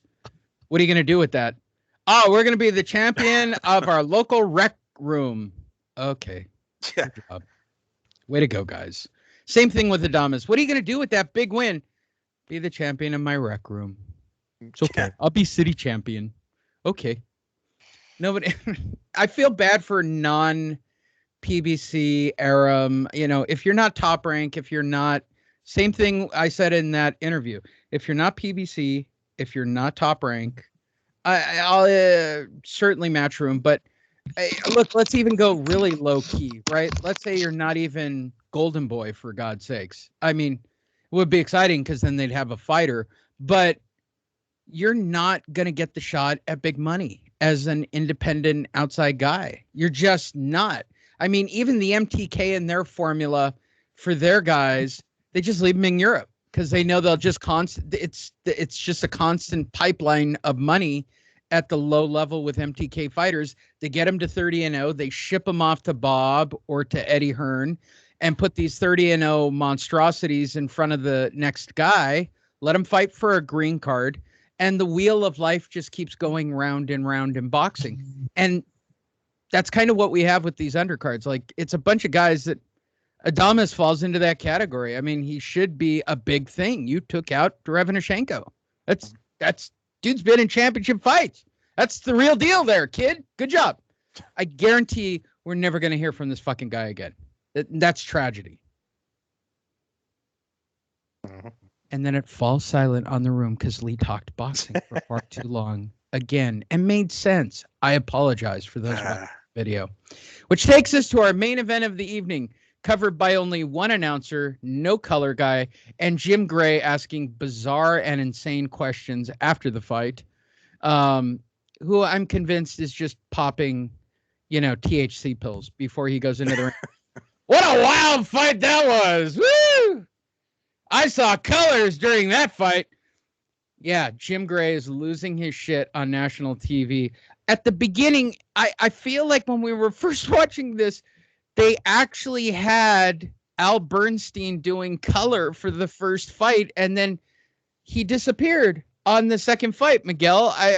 I'm clear that Al Bernstein was on at some point, and then he just disappeared during the telecast. Like, Al Heyman made a phone call and had him whacked for something he must have said, which is the most fascinating thing. So we were stuck with, what's his name, Ray or Ed or whatever the fuck that dude's name is, and his constant PBC blowjob. He's probably going to lose his job because he put over Isaac a couple of times during that fight on the telecast. I thought way too much, because it was inspiring to watch Isaac, who was way out of his depth on no preparation time. And I'm going to believe Gervonta Davis hurt his hand in that first round, which means he went real deep water against a dude who wanted it really bad. It's kind of a defining fight. A lot of shit came out of this one fight. Now that I know about the hurt hand, if the hand is not legit, then Gervonta Davis is the biggest piece of crap walking the planet. He didn't train, and Camboso should sign it as quick as he can. If his hand was hurt, like he said it was, or slightly broken, and he gutted out that win with a unanimous decision, fucking what a beast. I'll start with you, Andrew. I mean, we have two realities here. Was his hand hurt or was his hand not hurt, right? If his hand was hurt, Gervonta Davis is a stud, and I got to stop fucking bashing on him. I do. That's the bottom line. Because Isaac Cruz showed up to fucking Isaac. It keeps Isaac. Miguel. Yeah, Isaac. Isaac? Yep. Okay. Isaac, which is really Isaac, right? I'm not losing my I know. That was weird. Yeah, look. Let's not get into it. We just did Machuchu and Wababu for an hour on this show. Least we can do is Isaac, because the dude... It was kind of inspirational, even to watch him being pranced around the ring after the fight, and the fans going, "Fuck yeah, dude! At least you showed up and gave it your all." He did. Yeah, have you ever seen a little boy last 12 rounds with a grown ass man? Because that's what it looked like. I mean, come on, Isaac Cruz was fucking 5 foot nothing in that ring. Oh yeah, was one weight at class air. smaller, no doubt. Yeah, he's punching at the air. I mean, it was bad. You got he didn't land enough. I wanted him to throw more punches, especially at the end. It looked like the body work started working for him. It was slowing Gervonta down, but the young man just doesn't throw enough punches. Now, I don't know if it's because he was getting countered with, by Gervonta Davis, a very good counter puncher, or he was just tired, but no, I didn't think this fight was close. First off, I had Gervonta easily winning this fight at the end. But I wasn't impressed for the simple fact that, a true lightweight. No, this kid was not a true lightweight. This guy doesn't look like Ryan Garcia or Telefimo Lopez or Cambosos, or Haney. He doesn't look like any. He's smaller. He throws nothing but hooks. His punches, the angles that he throws them at are really awkward. Like he would land a flusher punch if he would throw him from a correct, just the angles that he was choosing to throw that right hand from. It just seemed like he was always out of place. So yeah, a lot of heart. Mike Tyson, right? All the head bobbing and the high guard. That was all great. Chin, great. He lacks power, though. He lacks boxing skill. No, I don't see him going far in this division. Right now, Cambosos is top dog, in my opinion. But still, Teofimo Lopez, look, because they had such a classic war, and now the doctors are saying that Teofimo is basically dying the night of the fight. No, I'm just kidding. I'm not going to put that in there. But Lopez, it's Cambosos, Lopez, Lomachenko, and the fucking rest. Yeah, you know what? We're this is a bait for anybody watching our video review. All you watching the video, you're gonna hear Miguel's comments, and obviously I enjoy different fights than these two guys. So whatever. Right after we turn this video off, go to boxingtonight.io. Right after Miguel's comments, there's bonus audio right after. We're going to talk about Andrew's top lightweight list for the last 5 minutes. No, we're not. No, we're not. I just gave you my top, and I gotta go.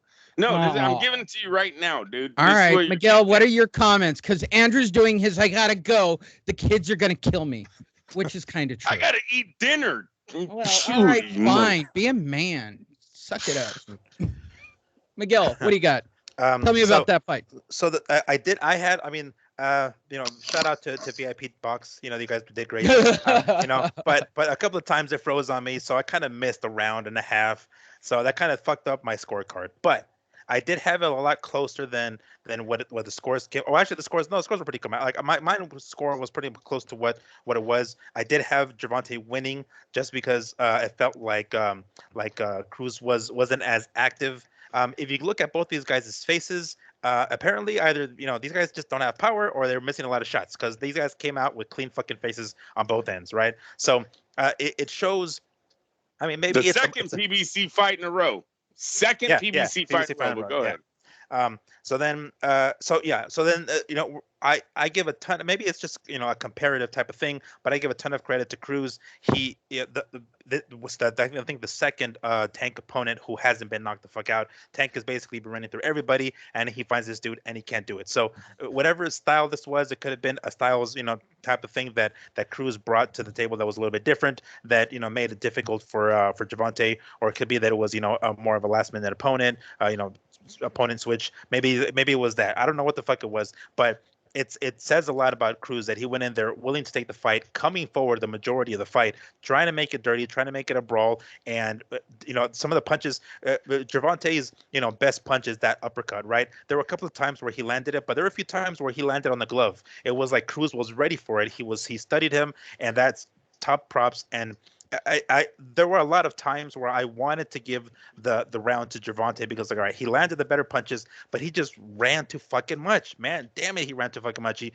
did a lot of the clinching. It was basically, Pacquiao and Mayweather. I think you guys are passing on this right hand thing if it's legit. Well, here's the thing. There was a point where he fell, right? Where he fell to the canvas, he got tripped or something, and he was doing this kind of tripod thing on both of his hands. Yeah, he was breakdancing, and that was like later on in the fight. I think he says he messed up his hand in the fourth or something like that, or the fifth. It's like, bro, what the fuck? So I to some degree, I'm like, all right, yeah, I'm sure he hurt his hand somehow, maybe, because there's been a couple of times where, like, if you watch the replays where he throws a punch and he gets blocked, and I'm like, oh shit, that looked like it hurt his own hand because that punch got fucking blocked. So I wouldn't be surprised if he was, but to say that's the only fucking reason, bro, you're over here fucking breakdancing like it's 1980. Come on, fuck on. You know what I'm saying? Like, I don't know how much I believe that excuse, but yeah, of course, yeah, it's gonna have a messed up hand, but to that extent, I don't know. And one thing that took the fight away from me was the lack of inactivity for Cruz at the end. Look, Lee, we knew he was down on. He was down on the scorecards. Everyone knows it. This is a Gervonta Davis pay-per-view. Floyd and Al are all behind Davis. You got to take it to him. I'm a big fan of you. I love you. Got to take it to him. So he left a lot on the table, a lot of money on the table last night by not going forward. And Maybe you get stopped. Maybe you get dropped. It doesn't matter. He could have still made at least went after it. And I think that's why I started losing my excitement or whatever. It was like, God damn it, this kid isn't fighting enough. Gervonta's not doing anything. You got to, when he hugs you, you got to punch through it. You can't hug back. You can't look at the ref. You can't let seconds go by of the champ not hitting you and you're not hitting him. And he did way too much of that last night. And I think that's why, Miguel, I was never scared of the scorecards. I mean, you can make it a 1-point victory for Gervonta. I knew he was winning the fight all the way through because the kid just wasn't active enough. When he punched, yeah, he missed some, but he landed a lot too. He landed a lot of clean shots last night. It just wasn't enough. And to me, he was just too short. I'm sorry, that true lightweight, I don't agree with that at all.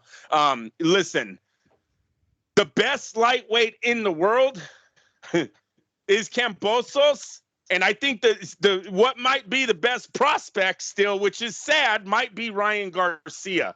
Ryan Garcia seems like he has the it factor when it comes to boxing, speed, power, everything. It's his mind that might make him the weakest out of this bunch. They need to get Ryan Garcia mentally prepared for this sport. They need to see if he's right. And I don't see any of these. Devin Haney, Gervonta Davis, Ryan Garcia could fight any of these guys. Let's get this thing rolling here. No more warm-up fights. No more tune-ups.